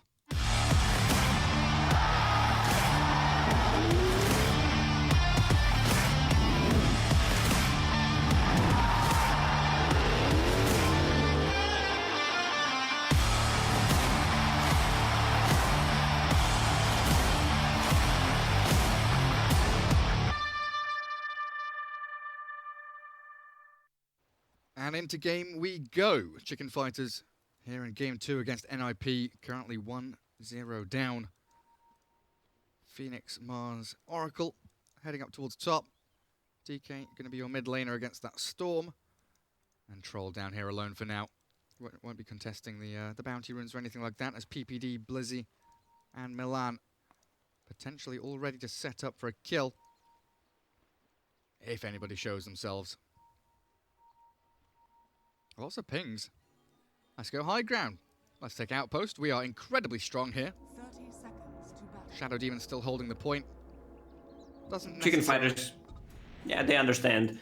If they get close, disruption into arrow is a guaranteed kill for them. So they're just staying on the top lane. Oh, look at that. The line drawn. Get up towards top. Maybe go and contest the bounty runes. No one's moving for it, though. Still sticking around bottom. Maybe just a thought. As PPD could also maybe go snipe out a courier mid. This observer ward placed by PPD implies that X will be creep skipping while Mirana is jungling. This is the power of position for Mirana, where you have like either self-sustainable offlaner or someone who cuts the waves, and then you just jungle and get the most out of these two heroes. Otherwise, Mirana would not get any XP. Salve on the courier, immediately sniped by PPD. Beautifully done. Opens it up for himself. There's even a courier heading down bottom lane, but Blizzy, like you said, that ward, definitely an indicator there that he's going to be cutting that second wave, while Mirana does take out the incoming one. And of course, GG bet odds are up. NIP 1.17 to Chicken Fighters 4.64 there. As Seneko coming down to try and handle the Blizzy axe. Gets a little bit of damage in there. But what? Is Blizzy going to drag this into a creep wave? Into a creep camp, I guess. Come and get some additional farm for himself. It just spawned. Soneko using a lot of mana to try to harass Blizzy, who has 4 tangos and 2 healing salves. Getting a nice little spin in there as well. But Charlie joining in with the whirling axes. Getting some good damage onto Blizzy with another Fortune's End flying out. They might be able to bring him down, actually. Ranged axes into the melee, and the clicks come. Blizzy down, Oh, first arrow blood spill. misses. Milan. He arrowed Oracle. I mean, you can say that Soneko blocked the arrow, or that Milan missed, and he just got level 2. So a good start This is there. a big kill. Yeah, because Blizzy now misses out on that second cut on the wave. Oh, maybe. Oh, Milan, that is so nicely done. I thought he'd missed that for sure, but this is going to allow them to drag it back, go and stack it up if they want to. It's going to stop both of the Radiant Couriers from coming into the lane at the same time. That one hit from Milan makes all the difference there to aggro the creeps back into the arms of Blizzy. We're just focusing on the bottom lane. How's mid lane? Tanner, pretty even in terms of CS for him, and Dragon Knight. Mars getting farm 9-1. What is the Hawk building? Nothing so far. Going for straight into power treads. Seneko getting caught up bottom lane though. Does get the dispel off. Arrow landing. And jump forward from Milan. Trying to body block into the call. Blizzy within that creep wave, getting the spins they needed. As, yeah, both these little couriers are still trapped by the tier 2. They're dropping items. Okay, so Seneco's what, going to come and TP here and grab them, then walk into lane? Looks like it's going to be that It's the only way. Take it all up. Bring that Wraith What did they kill Seneko right now? Well, he's dead for 20 seconds or whatever, 15 seconds. And he'll come back to life and then walk back to lane. Fortune's End. Not using the Purifying Flames, though. Could have had a massive chunk of damage onto Milan. Bottom lane, definitely a lot of fun. As they chase onto Blizzy, stop the pull. It's top lane, Dahak TPing back. Can, of course, teleport back into lane. He's holding that point, but he's definitely going to level it up. Bring PPD another salve.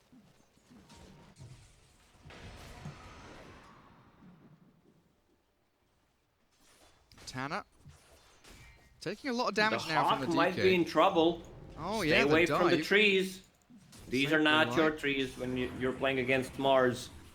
He did have that spear, but like you say, well done by Dahak just to toe that line. Bottom lane again. The axe is in onto Blizzy, causing all kinds of problems as the arrow not really connecting from Milan. He's trying to kind of give himself up here to get Blizzy out. 5-6 stick charges. Blizzy held in place again by the Fortune's End, and Charlie helped out by Seneko to snipe out the axe. As Dire Courier might be in a spot of bother. Milan has 3 leaps, 10 stick charges. Courier, no! Don't die, Courier! Leap away. No flames from Seneko, but they're going to drop the little bunny. Dire's courier has been killed. You don't do that. You don't kill bunnies 5 days before Easter. God damn it, I'm trying to take a sip of my coffee here, Lacoste. Make me snort into my drink. So far, very nice game from Charlie. 25-7. Getting a lot of levels, rotating, getting 2 kills. Seneko might be in trouble. Arrow does not want to use it. Also top lane, and all lanes are going well for Chicken Fighters. Dragon Knight, first dragon form pop, still saving a point for Dragon Tail.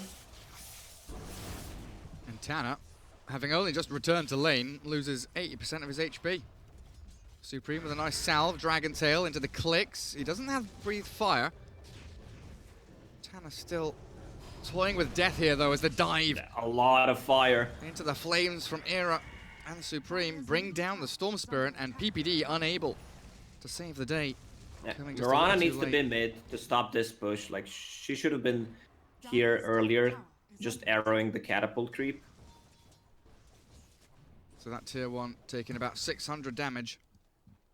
Blizzy back into the creep cutting. Oh, he might find himself a courier here. Come on, get that spin. Get it. Courier, come back here, you bastard. Seneko immediately TP's back down, and Charlie's also arrived at... No, he's come to the tier 3. Blizzy is not having a game whatsoever. They are doing everything within their power to stop this axe from getting the free farm while he cuts those waves. Arrow does slide in onto Charlie, but it's another nice little dispatching of the Blizzy axe.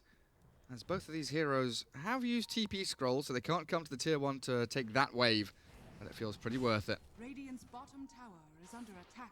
Nature's Prophet is struggling. Like, he's 25-12. But with this kind of a build, Boots of Speed, Boots of Speed. I wanted to say Boots of Speed and Bite of Stone at the same time. And you're not dealing that much damage. But he did a good job just cutting the trees here, so he can't get spear to it. Oh, that's true. Gives him a little bit of leeway there. Seneko. Oh, nice little dodge on the arrow. Felt it coming. Raindrops on Milan. Giving him that safety against those purifying flames. There's so much fire here from Chicken Fighters. Phoenix, of course, all fire. They've got Breathe Fire. They've got Purifying Flames. Where's Mars's fire? This is not Pokemon, Gary. We try to do it with the Brewmaster and how it works. Elemental damage! Yeah. Woo. Thank God it's gone. I was so excited, and then I was really just not. Disruption arrow?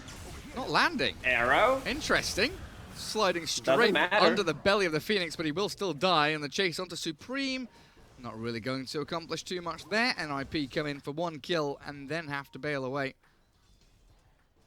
Dragon Knight. I guess Phoenix was like, yeah, I'm dead. He had to die ready.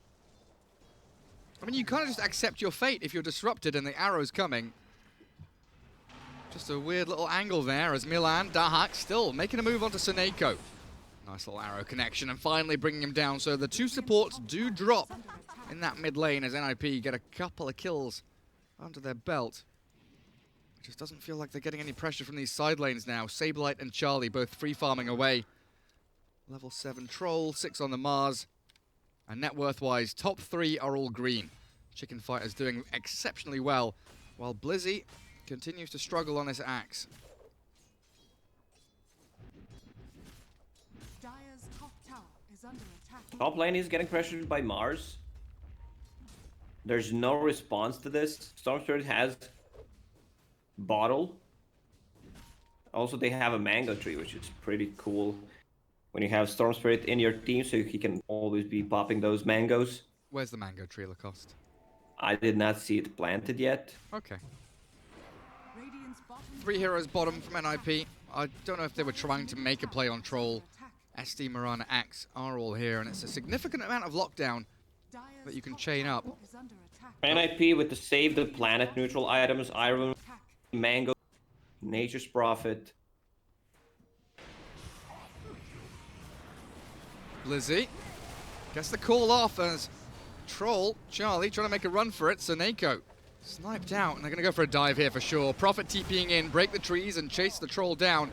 He's going to try the TP out, and it looks like the dunk will just about be there. The spear into the Arena of Blood. Those Guardians in the Colosseum destroying Blizzy, but Sableye now stuck in this awkward position under his tier 1 and continues in a 4 versus 1 as the ball lightning from Tanner will catch out the Mars. Just about enough damage to bring him down. Where's the help from the rest of his team? Just a couple more clicks, guys. Come on. Get in there. And Tanner's going to drop here. Fortune said no. The jump away. Supreme, no Breathe Fire or Dragon Tail. He's got 5-1 charges, but the disruption from PBD saves it up and Storm is out. Shadow Demon might fall, but Milan and Dahak can get a few more clicks onto this tower. Milan shoveling right in front of the eyes of Supreme's Dragon Knight. And he gets the perfect item.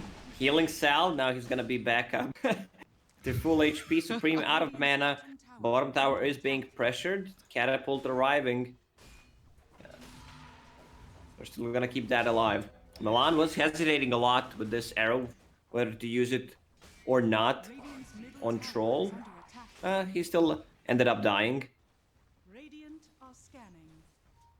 And now the net worth spread much better for NIP as the lead ping-ponging back between the 2 teams. Nothing really in it, but Charlie's going to be able to force out that tier 1 top lane with no answer from NIP. They will swing down towards the bottom one. 132 health, Supreme. Okay, trying to deny it. Oh, it's close, and he gives up. Arrow from Milan. Connecting with PPD Soul Catcher, but Supreme Shadow Amulet hides away under his tower, and the Arena of Blood leapt over the top. Milan is out and back into the trees. They focus down Blizzy's axe, but he's invis in the Moonlight Shadow, and that tower fell. No more reveal here, and the chase moves forward. Dahak TP's in very aggressively. Walks into the middle of 4 of them, and a Vortex Arrow. Phoenix down, the double damage rune. Tanner Storm. Every time I look at Tanner, he's come out of high school with a double damage rune. Speared up to the Disruption if trees, needed. and they've got the call to stop the Shadow Amulet, so Supreme forced to reveal himself. The dunk down, 3 heroes gone. Troll is farming other side of the map. Every time I look at this Charlie hero, he is nowhere to be found. They could definitely use Charlie. And this is the build that says, I don't want to fight with my own team. I'm going Battle Fury, I just want to hit some. If you decided to go for like a Diffusal Blade, then you want to participate in a fight. And you have Oracle to take care of you. You have Phoenix with the Sunray in the mid game. That's why I'm not a big fan of in certain situations. Here, I think play is to get Diffusal Blade and BKB so you can fight with team. Maybe it's the Charlie curse. Farming too much. Learning to play from Arteezy. Hit creeps, win game. I think this patch is very heavily focused around these 5v5 fights.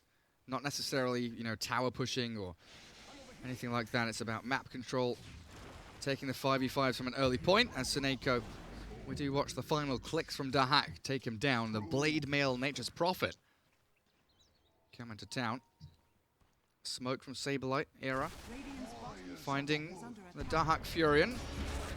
Trap him inside that arena of blood. Popping both ultis for the Nature's Prophet here, in fact. Getting the kill regardless. Pretty hefty commitment, though. It's a position 1 Nature's Prophet. They just got 500 gold out of it. They should definitely use those to grab a kill whenever they can.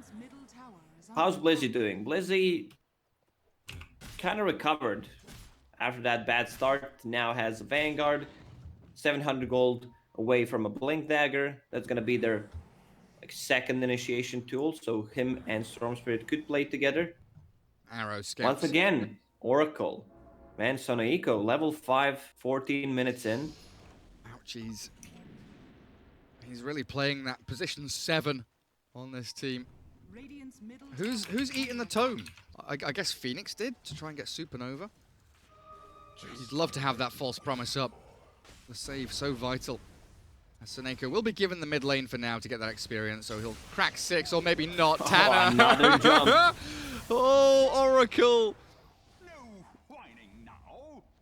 67 experience away from level 6. Tanner still going to get speared up under the trees behind that tier 1 tower, and the save from PPD is just not available. Tanner down, tipped by Saberlight, and here they come, running forward towards that Moonlight Shadow. Blizzy sprints off to the right-hand side. Dahak sprouting, delay the advance of this Radiant side. Saberlight still chasing, Arena connects. They've got the PPD Shadow Demon in the back, the Dragonette's found him, and that's the Arena of Blood you're talking about. Dahak stunned up, Sunray they're connecting, and a Fortune's End. Into the stuns they go. Very well done by Chicken Fighters, but that all starts off with a questionable move by NIP. They got the kill on Oracle. Did he buy back? I don't think he did. Now he's level 5, there's no point in buying back on the hero. But this spear, I'm not sure if they had the vision or was it Mind Spear from Saberlight. If it was, that's pretty sick. I think they saw him. They were pinging it out. He was under Moonlight Shadow and he thought he was safe. Tanner, though, is going to make up for it. Charlie completely out of mana.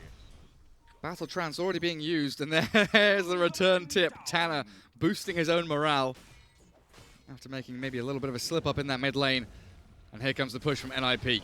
Tier 1 tower with a catapult wave. Mars has Arena in 30. And they've got Supernova to play off the back of here as Supreme started off with a nice Dragon Tail into Spear, and PPD slain in that river. Dahak stands his ground with the Blade Mail going, but he's really not got the backup of the rest of his squad. Blizzy leaving him to die. And NIP getting picked apart one by one. Storm Spirit was miles away there. But they do get the tower, and not denied. Catapult did the job for them.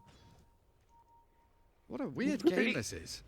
Pretty even game, yeah. A bit back and forth in terms of net worth. Only 1k gold lead for Chicken Fighters. The problem is Troll is on top of CS chart. What's the net worth wise? Like he's still top 3, about to finish his Battle Fury. I would prefer to have that Diffusal Blade and BKB, then you just fight. You have Oracle sitting behind you, you feel invincible.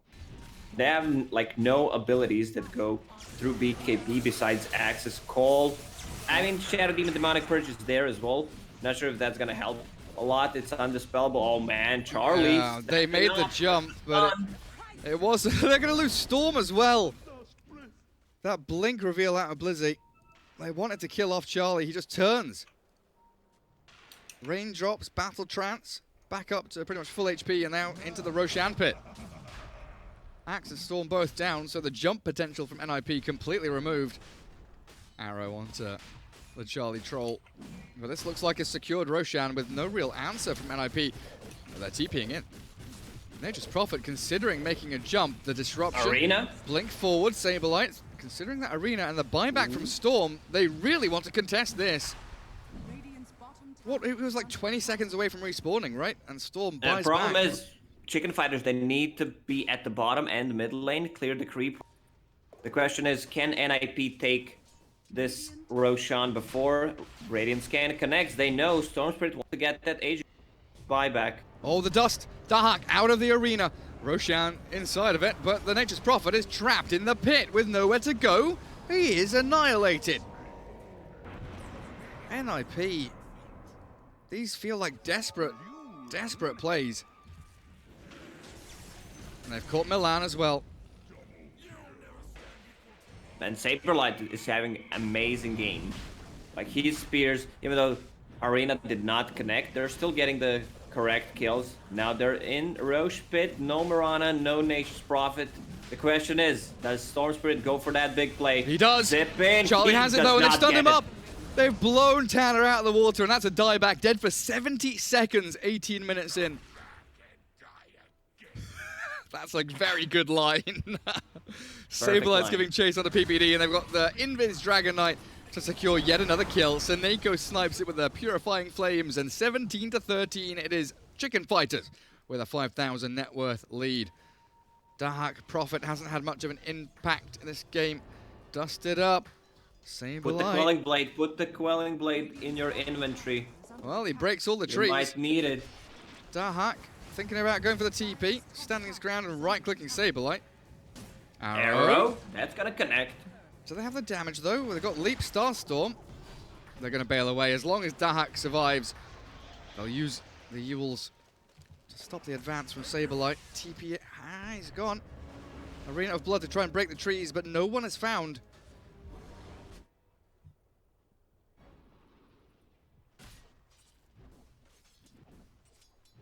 How are we doing neutral item-wise? Dragonite, Essence Ring. It's a great item, but it costs 200 mana. Like Dragonite is limited, even though he has Mana Regen, Talent, Troll, Ring of Aquila, one of the better ones you can get. Mars does not have anything at the moment. Keen Optic on Oracle. Well, it's something. The extra cast range. Yeah, it's one of the best. I don't know. This item looks like shit. I don't know what it is. It's just that it doesn't feel strong at all just by looking at the icon. It's like a little, you know, the little, you know, jewelers when they look at diamonds or when they look at. Yes. It looks like one of those tiny little telescope magnifying glasses, whatever the heck you want to call it. It's probably got some fancy name, but I don't know.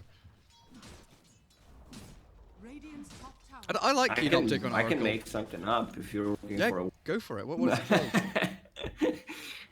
No. Small eye make big item. Make C good. I love getting Keen Optic and then I get Telescope later on. It just feels nice. Swapping one for one. What about Dire Side? Anything fancy? Grove Bow Storm, Dragon Scale Axe. Imp Claw still in the stash. Storm Spirit, Iron Talon. You know you're not getting good items. Charlie very quickly from that Battle Fury into SNY. 10,000 net worth. Like he's even net worth with the Prophet.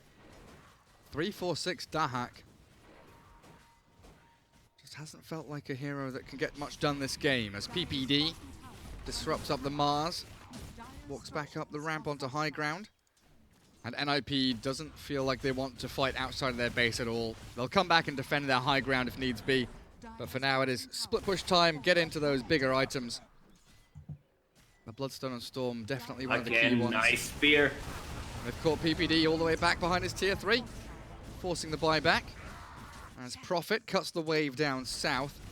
One range creep remaining here for Chicken Fighters, though, and that's going to allow them to take down a full lane of barracks, it looks like. They can't contest this.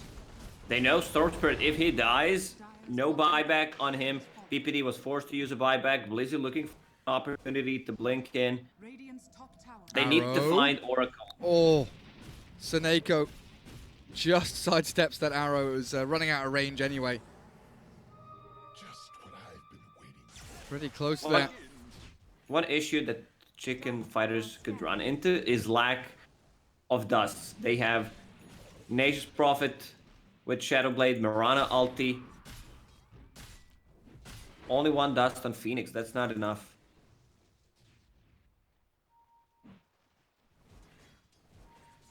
Well, the map looking pretty good for NIP, even though they lose that lane of barracks. They get all their waves out across the river again. Dahak in the trees, aiming for that silver edge after BKB completed.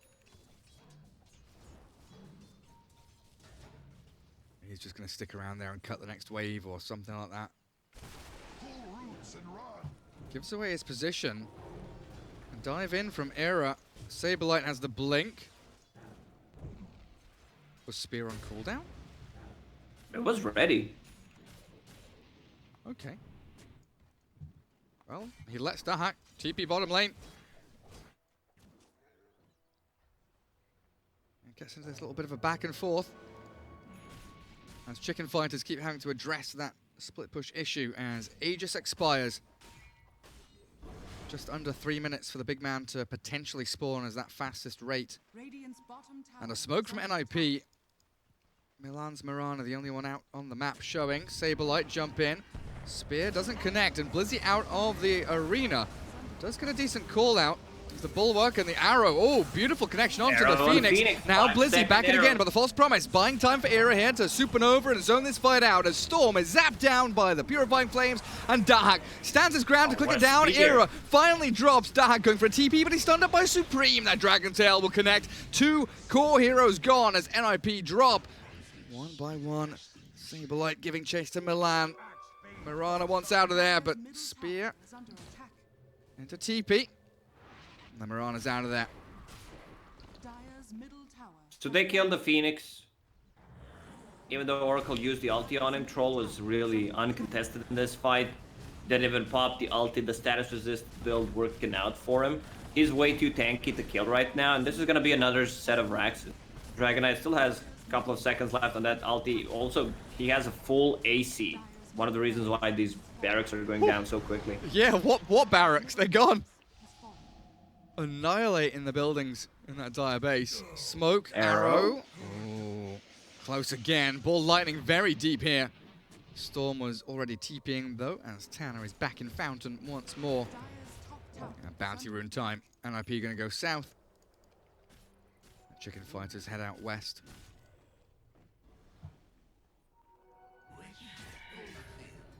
Ten-second BKB on Mars.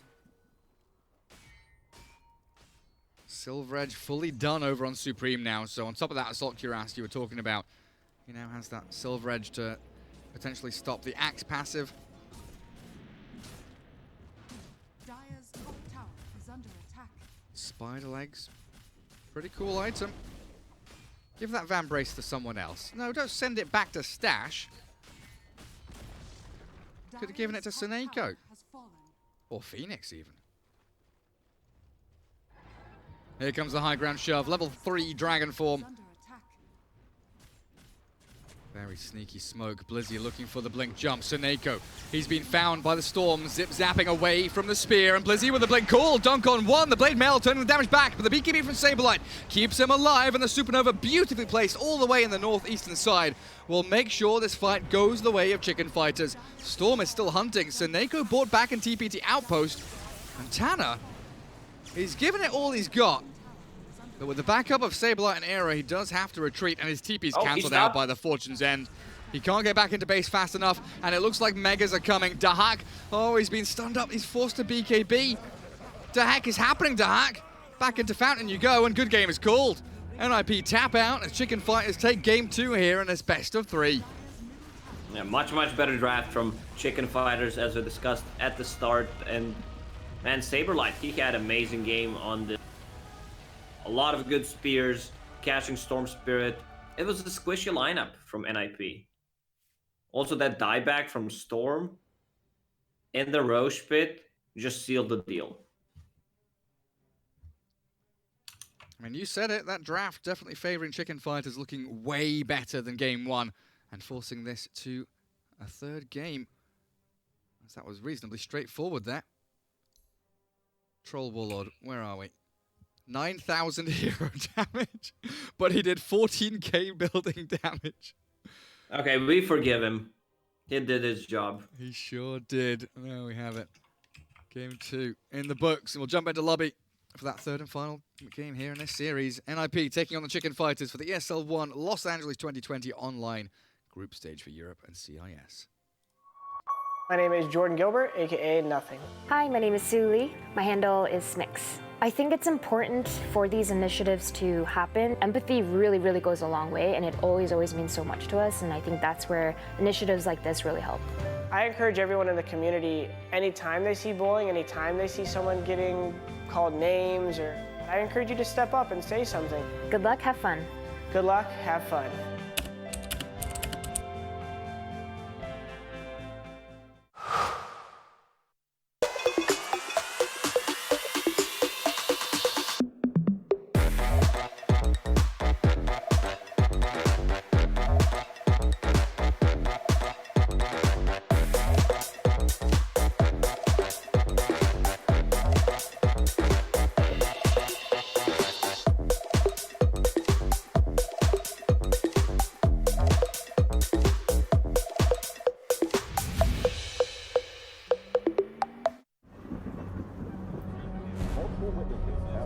Mysterious shadow sightings all around the city.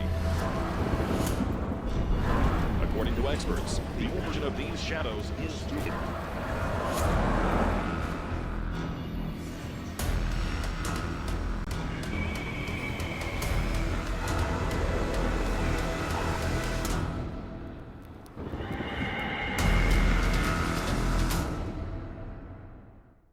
You leave it to me.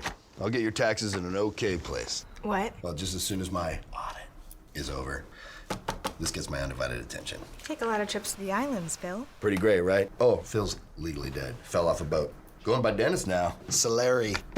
Long story. Then we got, oh, no, you're not gonna want to see this. I don't think this is gonna work. Just okay is not okay. AT&T has America's best network, now with our best plans at our best prices, starting at $35 a line for 4 lines, new from AT&T. Everybody loves an underdog. Who needs to be liked? Mountain Dew Amp Game Fuel. Victory in a can.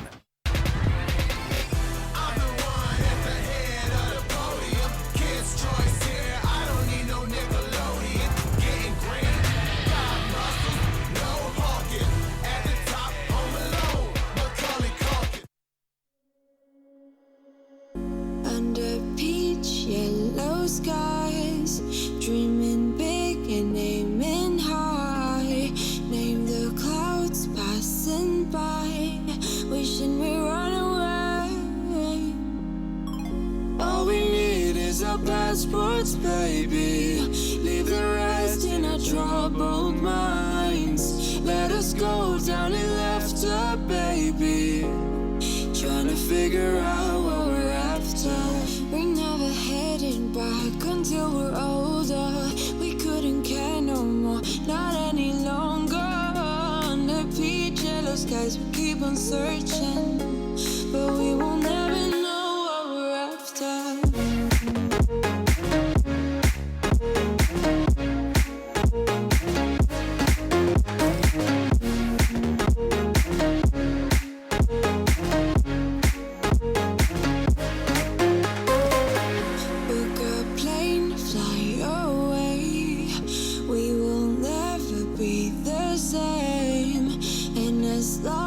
You are mine. Come on and run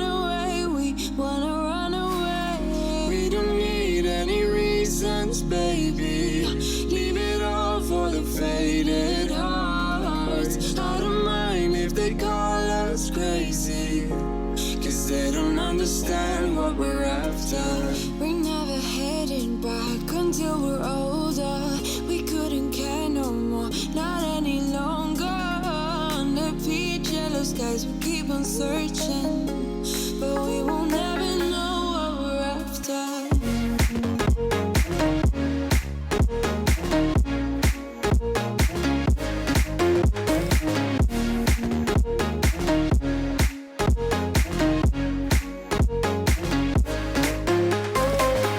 We're no kids no more. I need to feel alive in this dreadful town. I'm running out of time, and as long as you're mine, I wanna run away. We're never heading back until we're older. We couldn't care no more, not any longer. Under peach yellow skies, we keep on searching, but we will never know what we're after.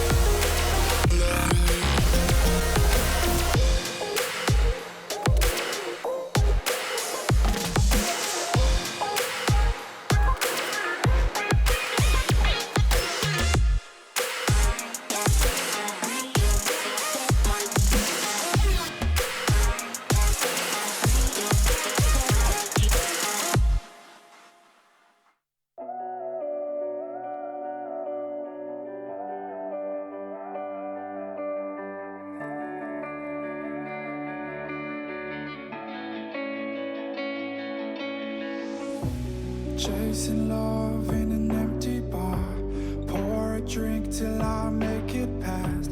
The midnight hour seems to come and go, but I know. Walk on up with a drink in hand, sipping mixers 'cause you can.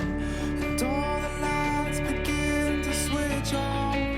You're chasing the light, holding on for life, feeling the high, chasing the light, chasing the night, chasing the night, chasing the night,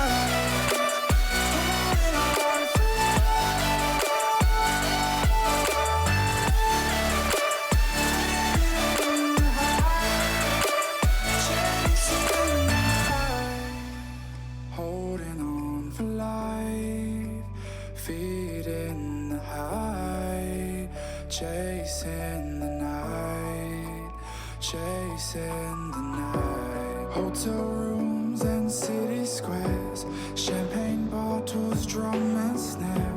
The sights and cities seem to fall away when you stay.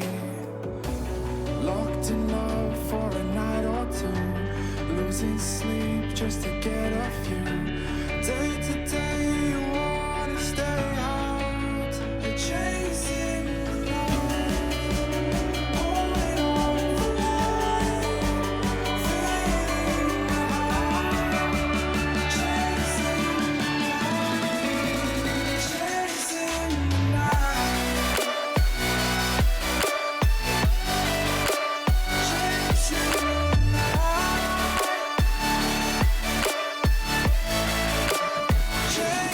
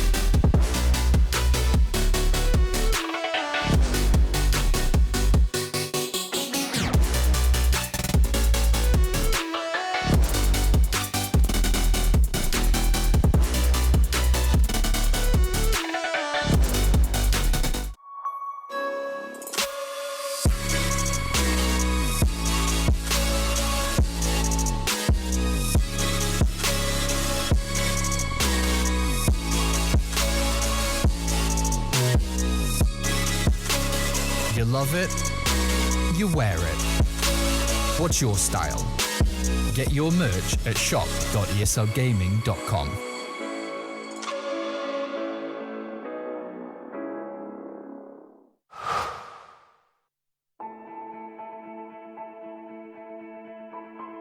Dota is the kind of game where you kind of know you're going to win before it's even over. Aggressive on the run, Universe right behind him. They keep running out, but GG, well played. I was having a down day, and I decided to revisit some good memories.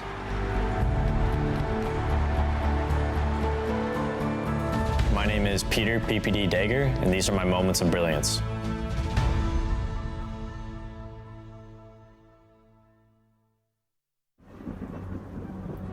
Multiple witnesses have reported mysterious shadow sightings all around the city. According to experts, the origin of these shadows is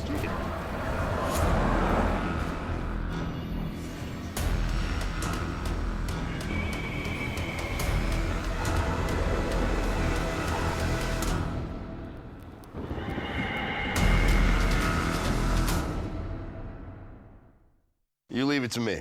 I'll get your taxes in an okay place. What? Well, just as soon as my audit is over, this gets my undivided attention. Take a lot of trips to the islands, Phil. Pretty great, right? Oh, Phil's legally dead. Fell off a boat. Going by Dennis now. Solari. Long story. Then we got, oh, no, you're not gonna want to see this. I don't think this is gonna work. Just okay is not okay.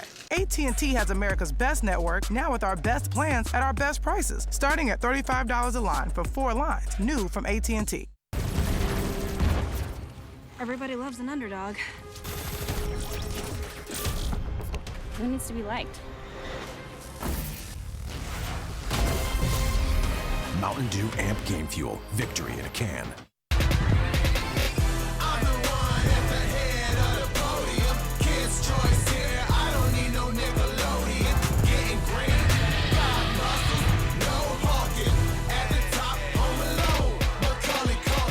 ESL 1 Los Angeles is brought to you in part by Intel, Mercedes-Benz, AT&T, Mountain Dew Amp Game Fuel, and GG Bet.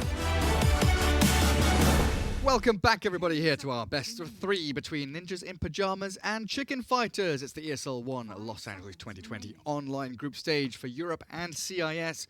I'm Gareth, joined by Lacoste as our draft. Beautifully timed into that second pick for Chicken Fighters, and we've got ourselves a Pango Snapfire, again for NIP, similar to Game 1. As Chicken Fighters, a little bit different this time around. Instead of taking Nyx Assassin, they're going to go with Rubik, 3 out of 4. Same heroes of what we had in game number 1.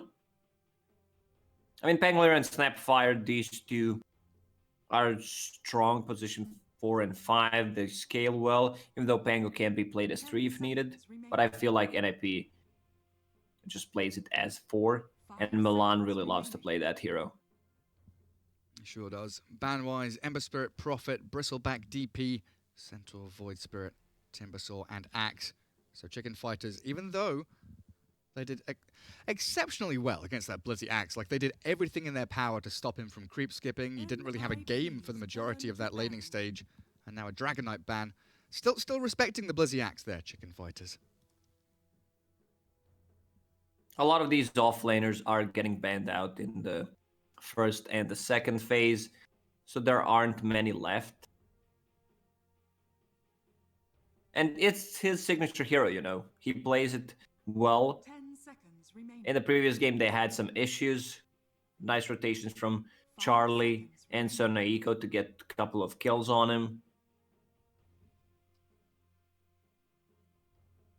NIP, second ban phase, 1 hero they get to pick to take out. What do you consider getting rid of? A Charlie hero, a TB, a Troll? Maybe get rid of that Lycan? What do you think about the Storm Spirit that Supreme has performed pretty well on throughout a number of his games? I want to see some more fun mid-heroes, you know. I'm getting a little bit tired of Storm and DK every game, Lacoste. What do you want to see? Arc Warden? Hell yeah. Nepo? No. What's a fun hero for you, Gary? I don't know, like TA, Leshrac, Puck. One of those. I'm just saying magic damage heroes, really. Shadow Fiend. Give me a good old SF. Give me a Lina. I want to see some real spicy tempo from the mid lane. Not these farm tradey, get to an item, then run around as Bloodseeker ban into Riki pick. You called for the Riki in one of the previous games. Pretty good here still. He is. They don't have the hero that deals well with Riki, not with these two at least. What do they want to grab? Puck is still an option. He really shuts down Riki in the mid game. Yo, speaking about offlaners being banned and the pool getting limited, Slardar, did he get hit too heavily with a nerf hammer? Like, he's gone off the face of the map again, hasn't he? He comes back in. His bash got nerfed, and his sprint now costs mana. I think that's the biggest one. Like, you can't be just sprinting around the map all the time. Now it's 25 mana. And his mana pool is shitty, man. It is pretty bad. Bash of the Deep damage reduced by 10 or 15 damage per level. I mean, it's a 25 mana cost on Guardian Sprint.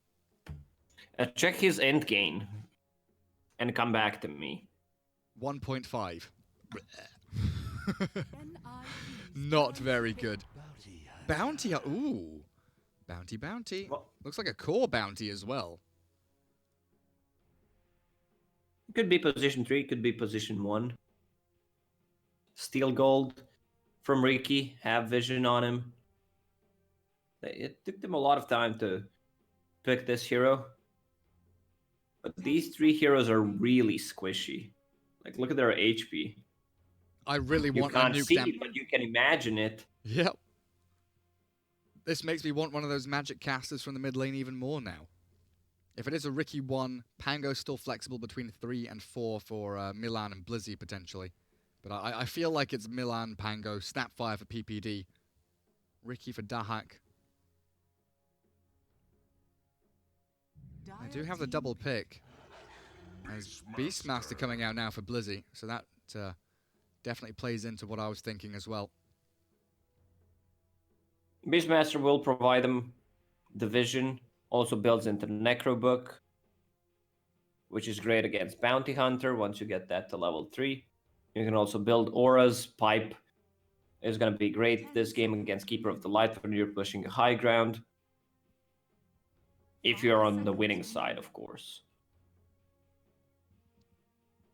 And it gives them some pretty good team fight along with Snapfire and Pango. A little bit reliant on their ultis for stuns. But Roar into Mortimer's Kisses, Rolling Thunder, and of course, Roar into a kind of smokescreen. You stun one target and you smokescreen anyone else who's coming in to try and save the day. Riki get on top of the Kotl, the Rubik. And that's the Charlie hero, Naga Siren, so that's probably, I guess, a 3 bounty hunter. And you were talking about the harassment and gold stealing from the Riki. So he can play with a Rubik up top. Down bot, their dire side.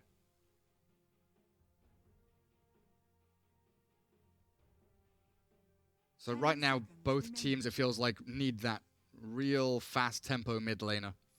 Nuke damage, the ability to roam around the map with Beastmaster for NIP, and then the ability for Chicken Fighters to play with Rubik Bounty Hunter, hunting and looking for kills. Also, Beastmaster provides them with the attack speed aura against Keeper of the Light Will-O-Wisp, which is pretty great. Like, if they combine their attacks together, they should be able to kill it straight away. Puck ban, and then what, like a Storm ban? Storm still feels pretty good here, even for both sides.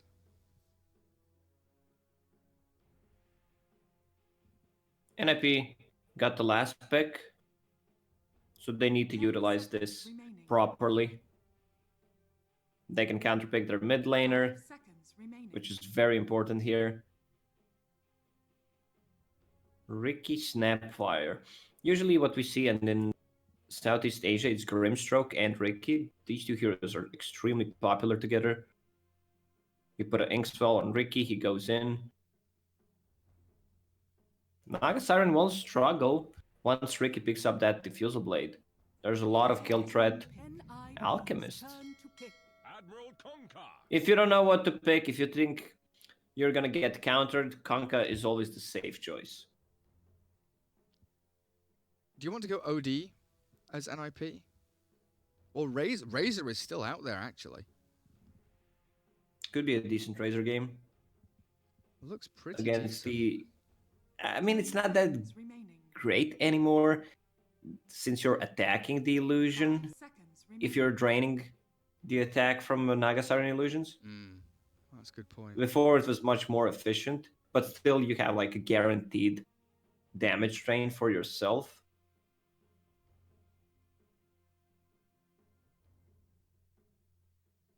What about Shadow Fiend for Tanner? I was thinking about SF. It's become a little bit of a meme where PPD was saying, I think in one of his interviews, he's not going to pick Tanner SF anymore because of one of his performances. But you know, it's one of those things that can definitely force you to practice and train, prove to your captain that you can definitely play it. And I want one of these finesse fancy mid-heroes. It will be the OD. That's fair enough. So yeah, Dahak, Ricky, Tanner, OD, Blizzy, Beastmaster, PPD on the Grandma, Milan, the Pango. Chicken Fighters, they're all set up pretty normally. Yes, Seneko, Kotl, Aero Rubik, Saberlight, the 3 Bounty Hunter, with Charlie Naga and Supreme Kunkka, rounding out our draft. Which way are you leaning, Lacoste? I'm gonna go with NIP this game. OD disrupts any combo from Kunkka if used correctly, gives him that save. Beastmaster will put a lot of pressure on the bottom lane. And I'm a big fan of Ricky. Such a strong laner. I did not see this matchup, Bounty against Ricky, how much he's gonna slow down his farming abilities with Junada. Yeah, we'll see if he but can we'll have to see. Bully the Ricky a little bit in that lane. Of course, Mercedes MVP here for ESL 1 LA, and a quick little video clip as we get ourselves into Game 3 of this best of 3.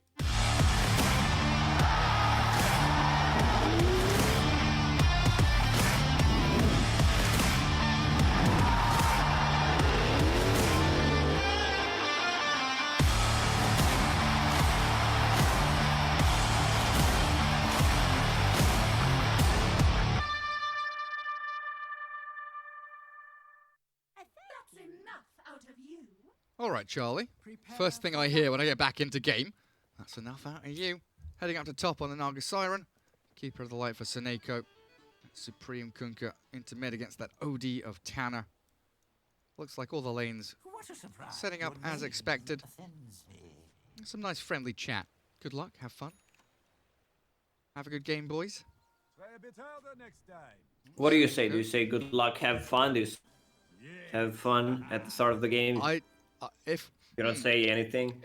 I don't often say it in pub games, but if I'm in, you know, like Battle Cup or, you know, Captain's Mode game or whatever, I just say have fun. I don't want to wish my opponents luck. Seneco's been backstabbed here pretty hard. Blinding Light pushes PPD up onto the high ground though, as Milan diving in with a swashbuckle. 2 hits to get to the center of Seneco's heart, and that's the first blood dropping. NIP off to a cracking start. There's going to be a lot of slow in that lane. PPD stuck on the high ground, doesn't have a TP for another 30 seconds. King of the hill. And no cookie to get down either. So this means Chicken Fighters outpost down bottom.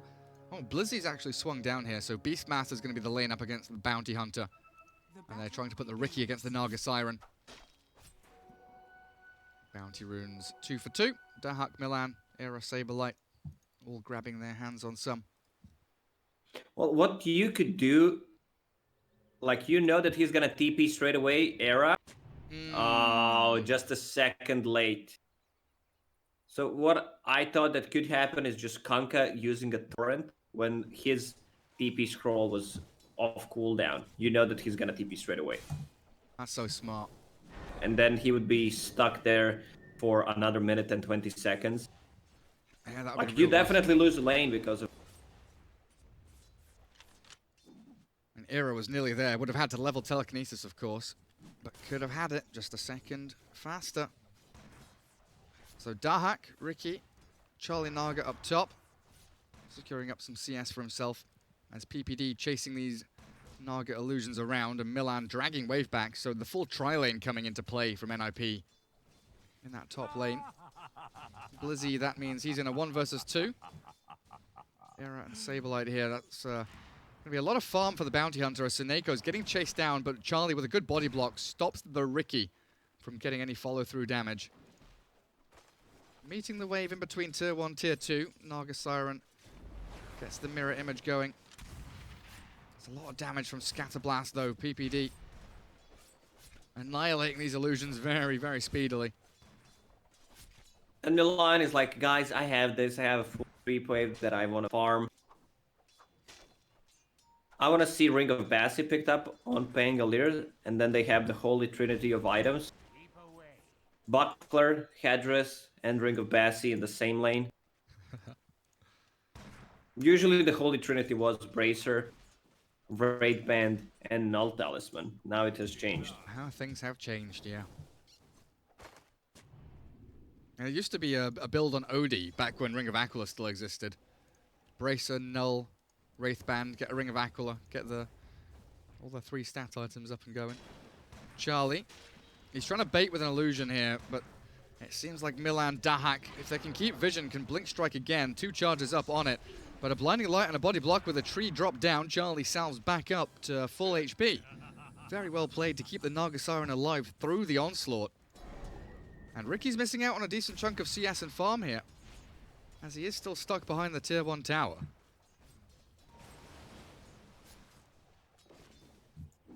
Mid lane 12-5 And people OD. need to start getting kills in this lane. Now there's a huge creep wave coming back to them, so they need to farm and can't play aggressively. On the bottom lane, Blizz is just farming the neutral camp, trying to find any farm that he can. It's really not an easy lane for him. And that's a pretty decent pull. Gets the range creep at the very least. So close to getting the full wave across. But Equilibrium in favor of Chicken Fighters here. Pretty far up that lane. And with a drag back, they're still trying to play towards the Beastmaster down to 300 health. Tango regen keeping him going. As PPD's forced away from the Naga Siren and the Keeper of the Light here. And NIP's Troy lane, it's feeling a little bit lacking. Like Milan's nearly dead. PPD's had to run away from illusions. Ricky's farm isn't that great either.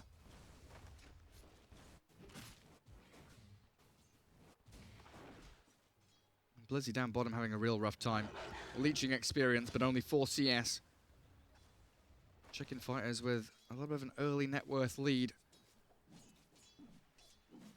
Tanner's really the only one having a good time here for NIP. OD against Kunkka.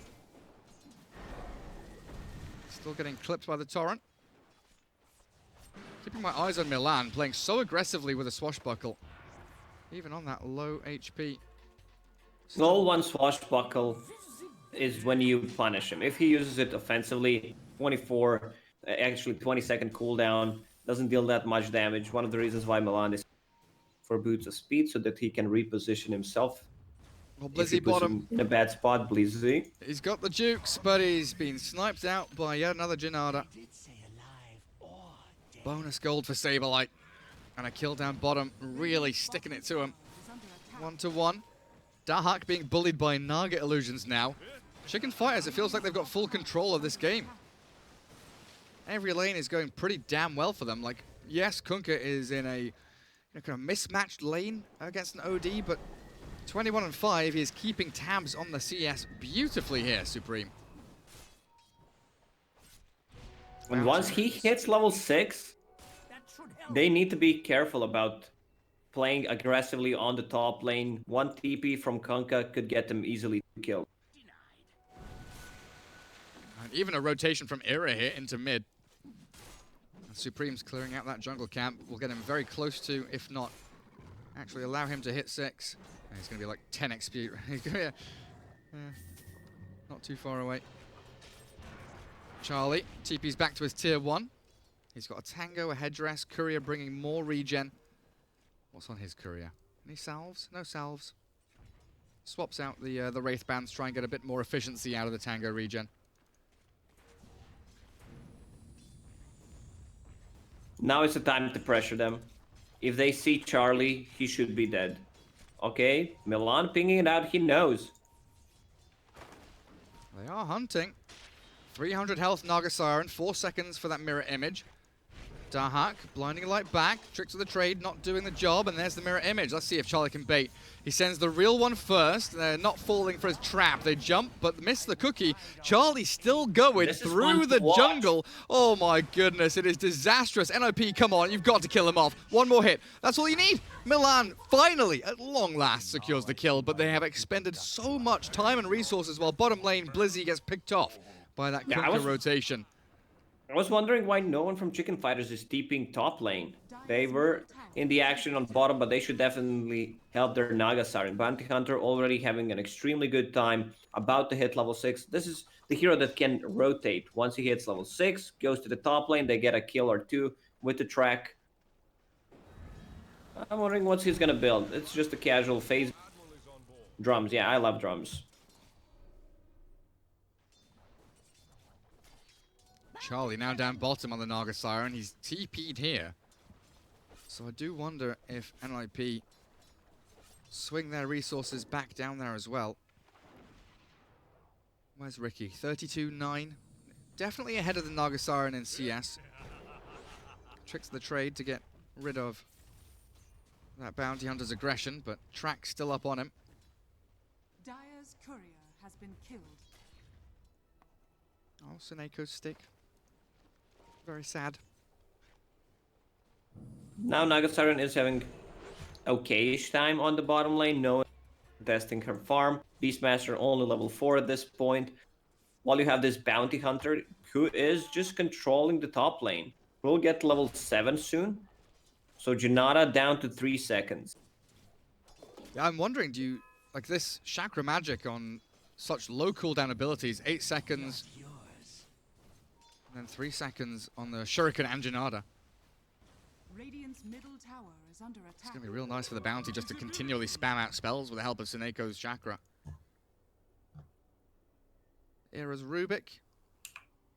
Still roaming around. Milan with an invis scouts him out. PPD getting de-warded straight off there. Walking up the hill and giving away his position as a jump forward from the cookie. Catching Rubik. Telekinesis. Stun him up a little bit. Suneko with a blinding light might be able to get Era out of this, especially with Saberlight. Making that movement off the lane and into the jungle. Tanner, 6 stacks of sanities, blows up Suneko and Saberlight, and there's the OD, but dragged back into the boat with no Astral. He's going to lose his life for those kills. Tickled down by the Kunkka, tracked up as well, so bonus gold. That's 3-for-1 trade. Definitely NIP favored. Also, I love the build on Tanner. He's going for a 4 staff so he can get himself out of the either end snare or have another ways of saving his allies from Kunkka's combo. Kunkka rushing Halberd. Ricky. Oh, you're right. Already half HP. They've got a cookie here to turn around and play onto Suneko, roar up the Bounty Hunter. They've got chain stuns for days. Jumping in, PPD will catch out Saberlight, and he disappears, just like Carol Baskin's husband. I love Where that did he one. go? I don't know. Probably rubbed some sardine oil on him.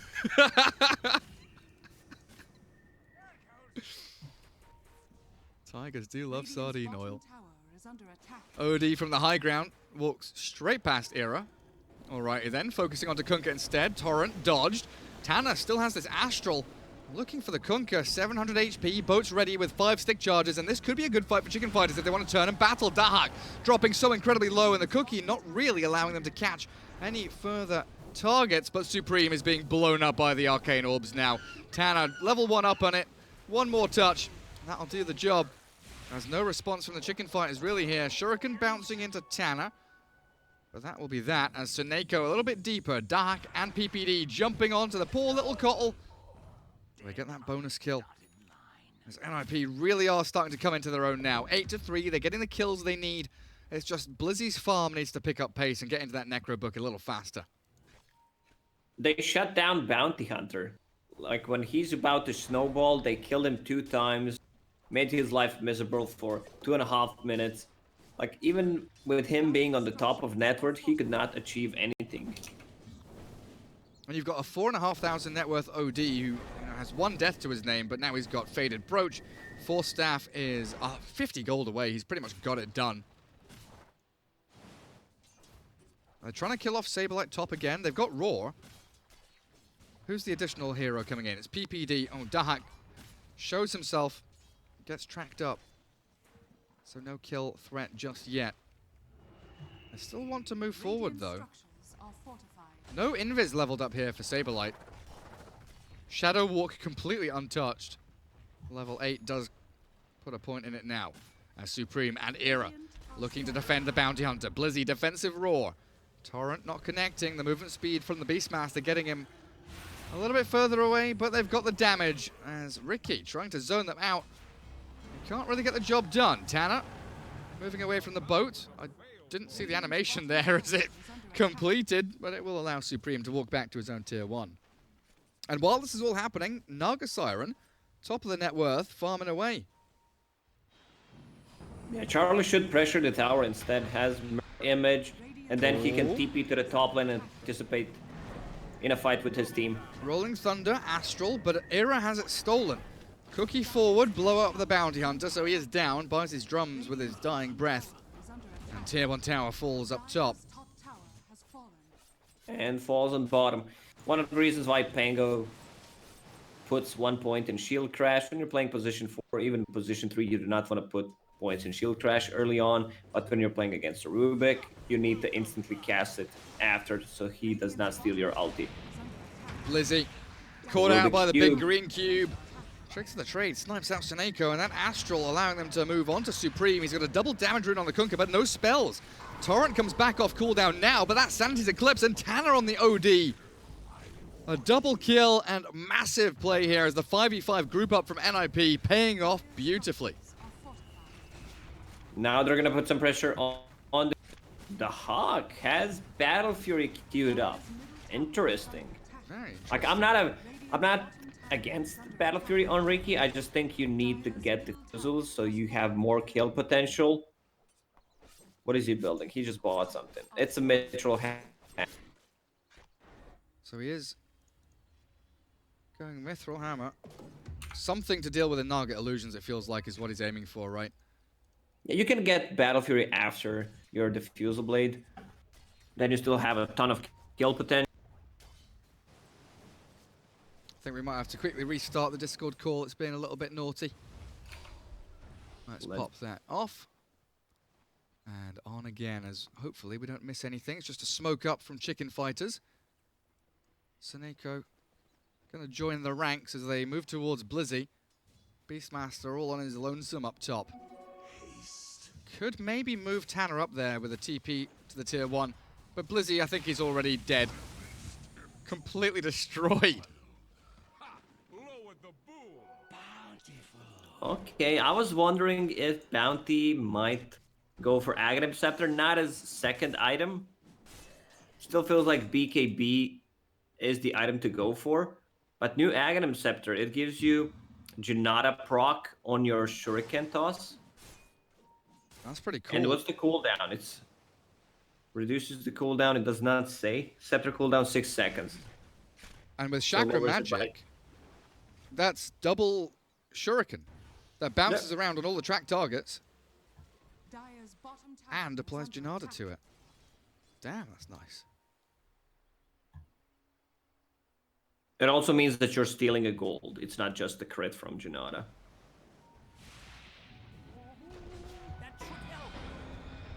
PPD. Milan with a nice rolling thunder.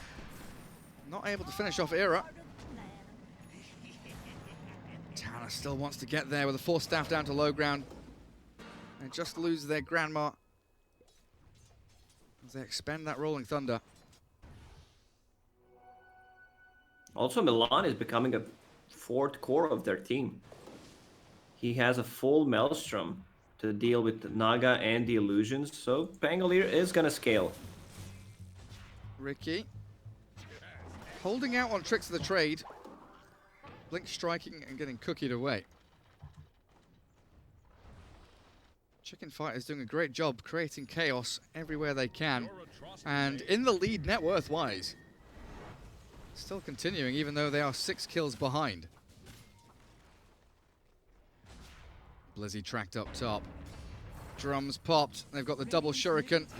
Another Junada. He does get the roar off, but it looks like Blizzy is done for. That's 3 shurikens so quickly coming out of Saberlight. There's no messing around. That's 900 damage in the space of what, like 3 seconds? And he stole 70 gold from him on top of like reducing his gold by killing him mid lane. Oh, Self-Astral opens up for the lift boat. Beautifully played there as the X mark. Now the song. Charlie resetting the fight, stopping the Mortimer's kisses. They want to finish off Tanner. He maybe can astral himself to get away from the torrent now, but Milan will still be the target of choice as Dahak jumps in with a cookie and a Santa's Eclipse. OD falls, but he got a good amount of damage out beforehand.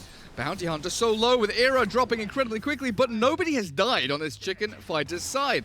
That boat with the Coco's Rum allows them to continue fighting 5 versus 5, picking off target after target, and now they try and match up the kill score, but they advance their net worth lead to 6,000, and that's only going to increase with this tower mid fallen. And Charlie finally joins with his team, has a Manta style finished, and he got a lot of gold from that fight. Only 1,000 gold away to finishing his Diffusal Blade. Once she has Diffusal Blade, it's a huge no-no from NIP if they want to take a fight or not. Yeah, joining the fight for the first time in 3 games, Charlie showing that he for sure can make an impact. Well, we've been harsh on Charlie. Had some questionable decisions. Game 1 was really hard for him, to be honest. In the first game, yeah. Game 2, that he played against the Storm from that Heaven's Culvert and Pangolier. Supreme. Lane. He's so tanky. He still has 10 stick here. Pops it to kill off PPD. And that was a 5-man commitment onto the Kunkka, and he still gets a return kill.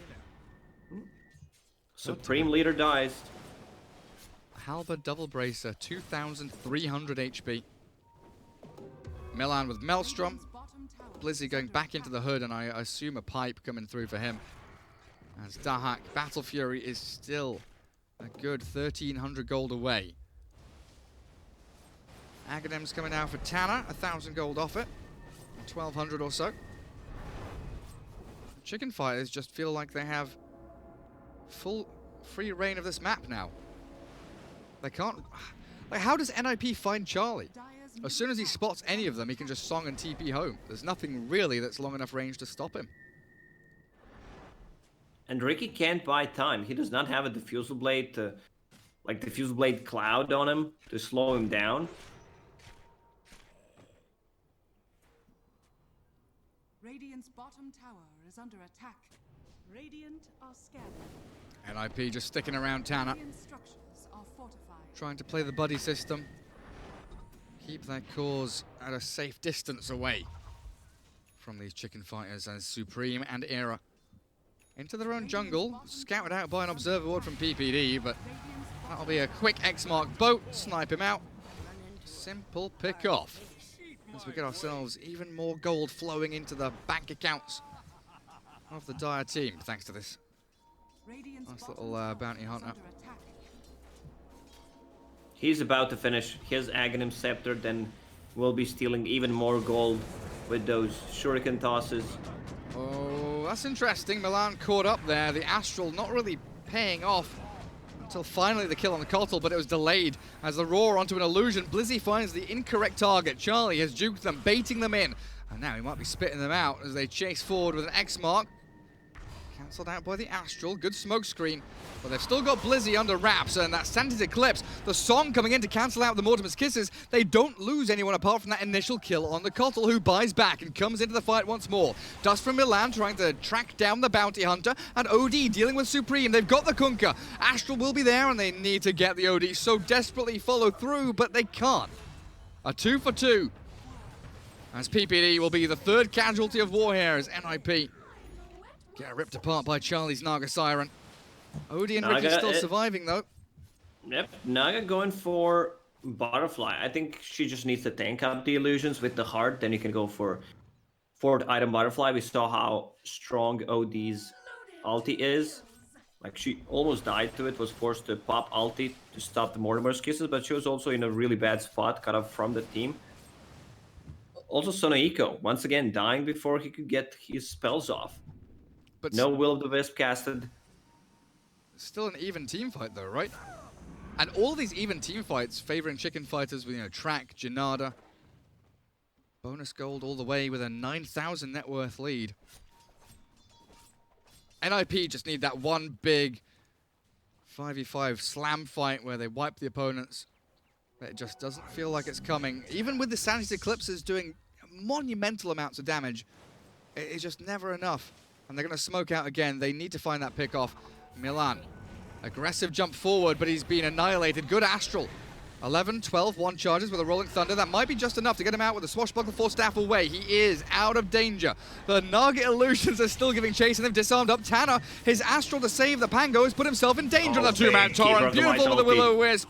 That ulti from Suneko, gorgeous. And they've caught out Blizzy, the third casualty. I think NIP might be calling GG soon, honestly, Lacoste, because PPD's being slain. Saberlight is baiting with his food, toying with him, but, well, PPD shows him what for, gives him the middle finger. Saberlight.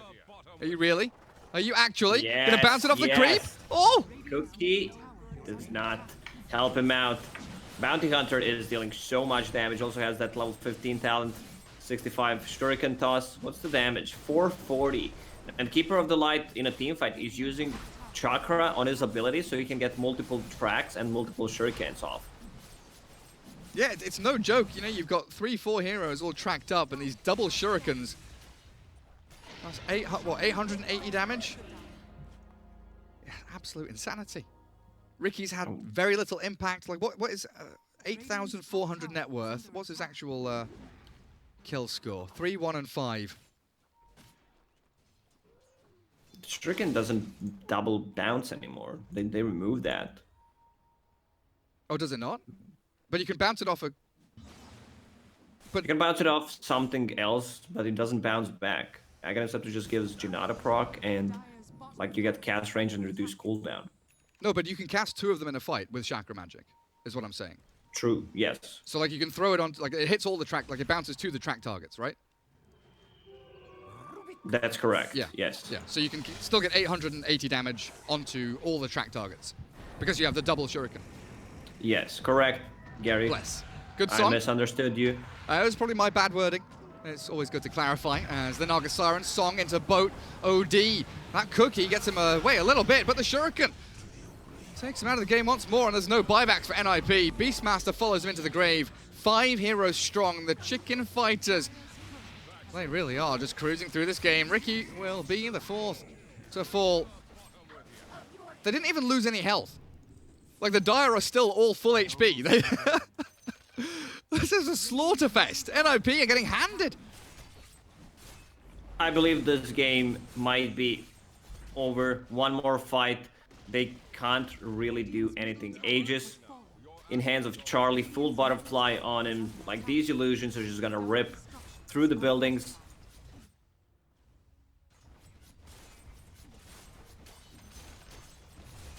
And Milan all alone, hiding at that bottom tier 3 as they lose a lane of barracks middle.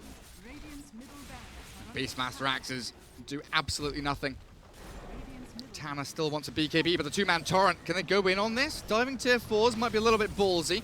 Swashbuckles there, but a great Will-O-Wisp. X-Mark forces the Astral, and Grandma is dead. Has a buyback available, but with 50 seconds on the sidelines, there is no OD. Ricky is accomplishing literally nothing. Jumping onto the Naga Siren, and then jumping back towards Fountain. Chicken Fighters are diving. Another 2-man Torrent. Look at that damage from the Shuriken. 2 heroes getting slain so speedily. Rubik is the only hero to die as they take down the full lane middle. Charlie can focus it, and GG is called. Game 3 goes to the Chicken Fighters.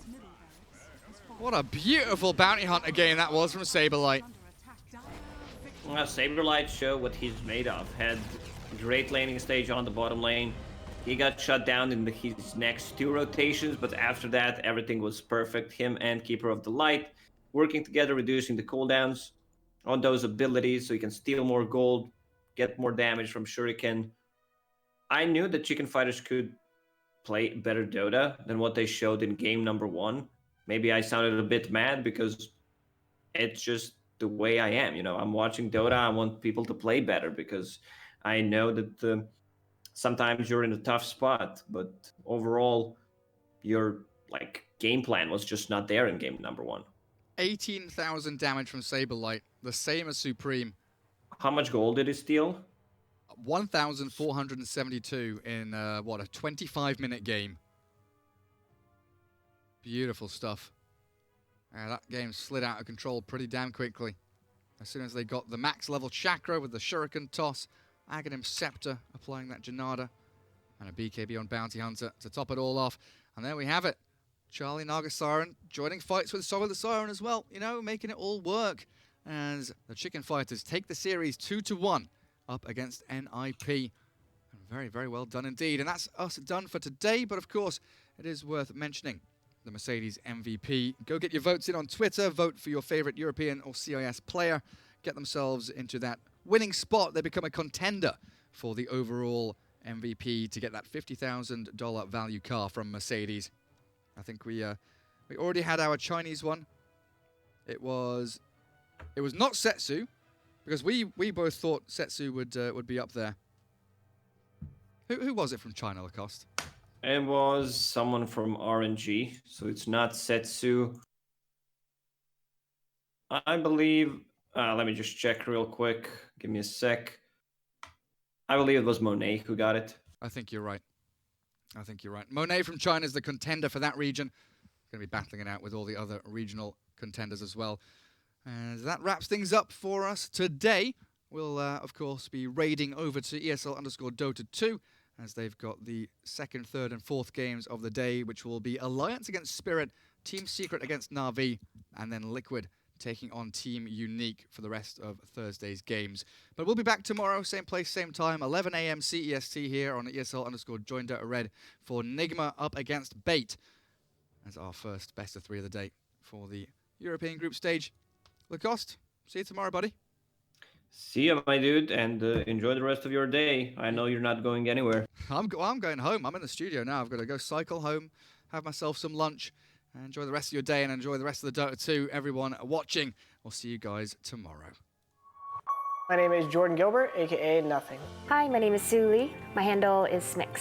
I think it's important for these initiatives to happen. Empathy really, really goes a long way, and it always means so much to us, and I think that's where initiatives like this really help. I encourage everyone in the community, anytime they see bullying, anytime they see someone getting called names, I encourage you to step up and say something. Good luck, have fun. Good luck, have fun.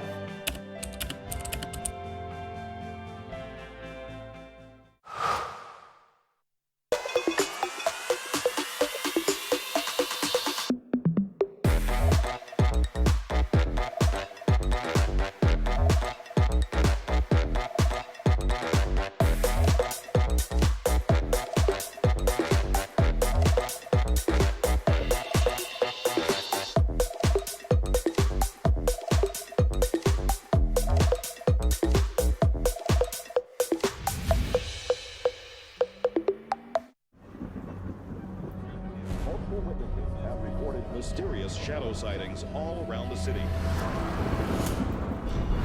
According to experts, the origin of these shadows is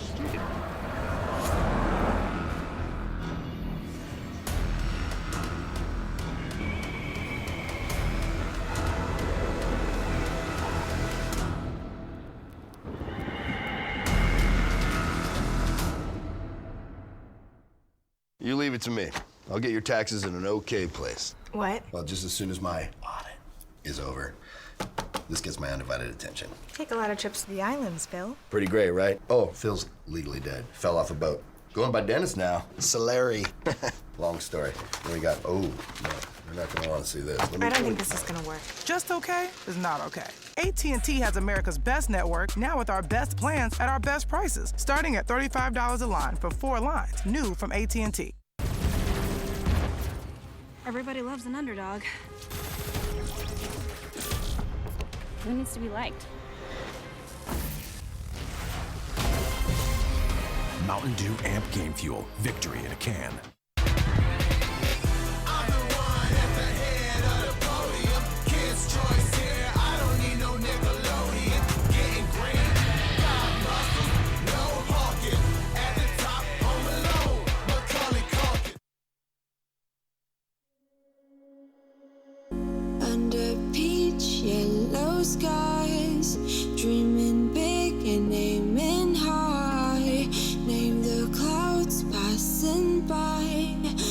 Can we run away? All we need is our passports, baby.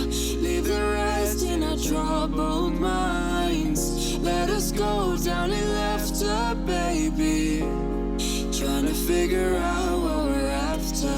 We're never heading back until we're older. We couldn't care no more, not any longer. Under peach yellow skies, we keep on searching, but we will never know what we're after.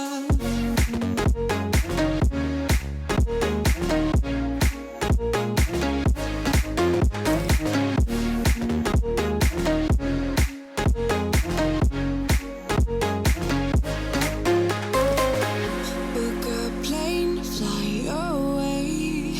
We will never be the same.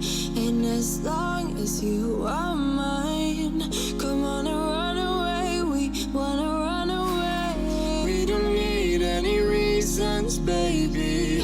Leave it all for the faded hearts. I don't mind if they call us crazy, 'cause they don't understand what we're after.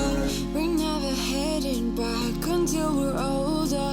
We couldn't care no more, not any longer. Under peach yellow skies, we keep on searching, but we will never know what we're after.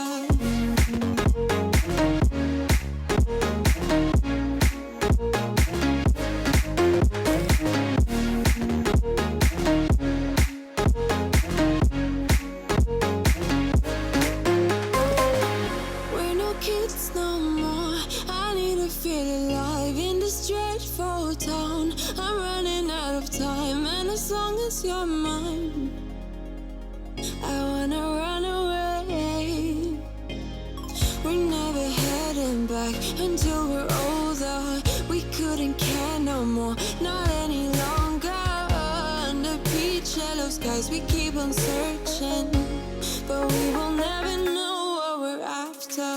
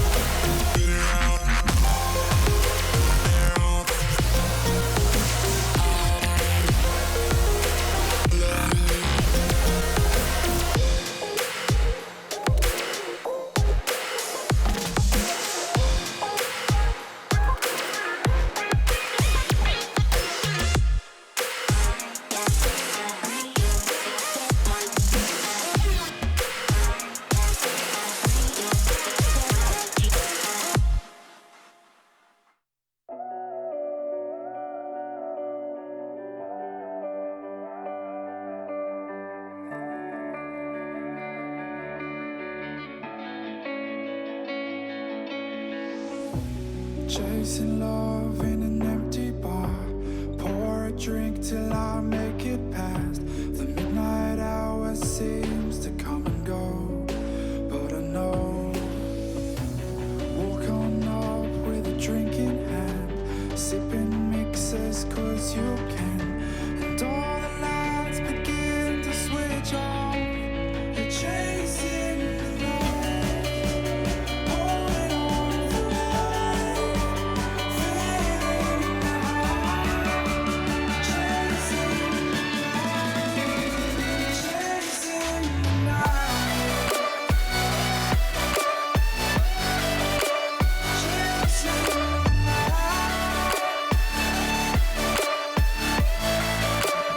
chasing the night, chasing the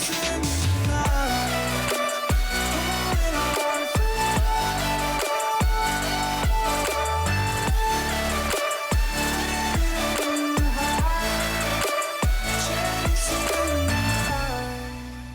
holding on for holding on for life, feeding the high, chasing the night, chasing the night. Hotel rooms and city squares, champagne bottles, drum and snare.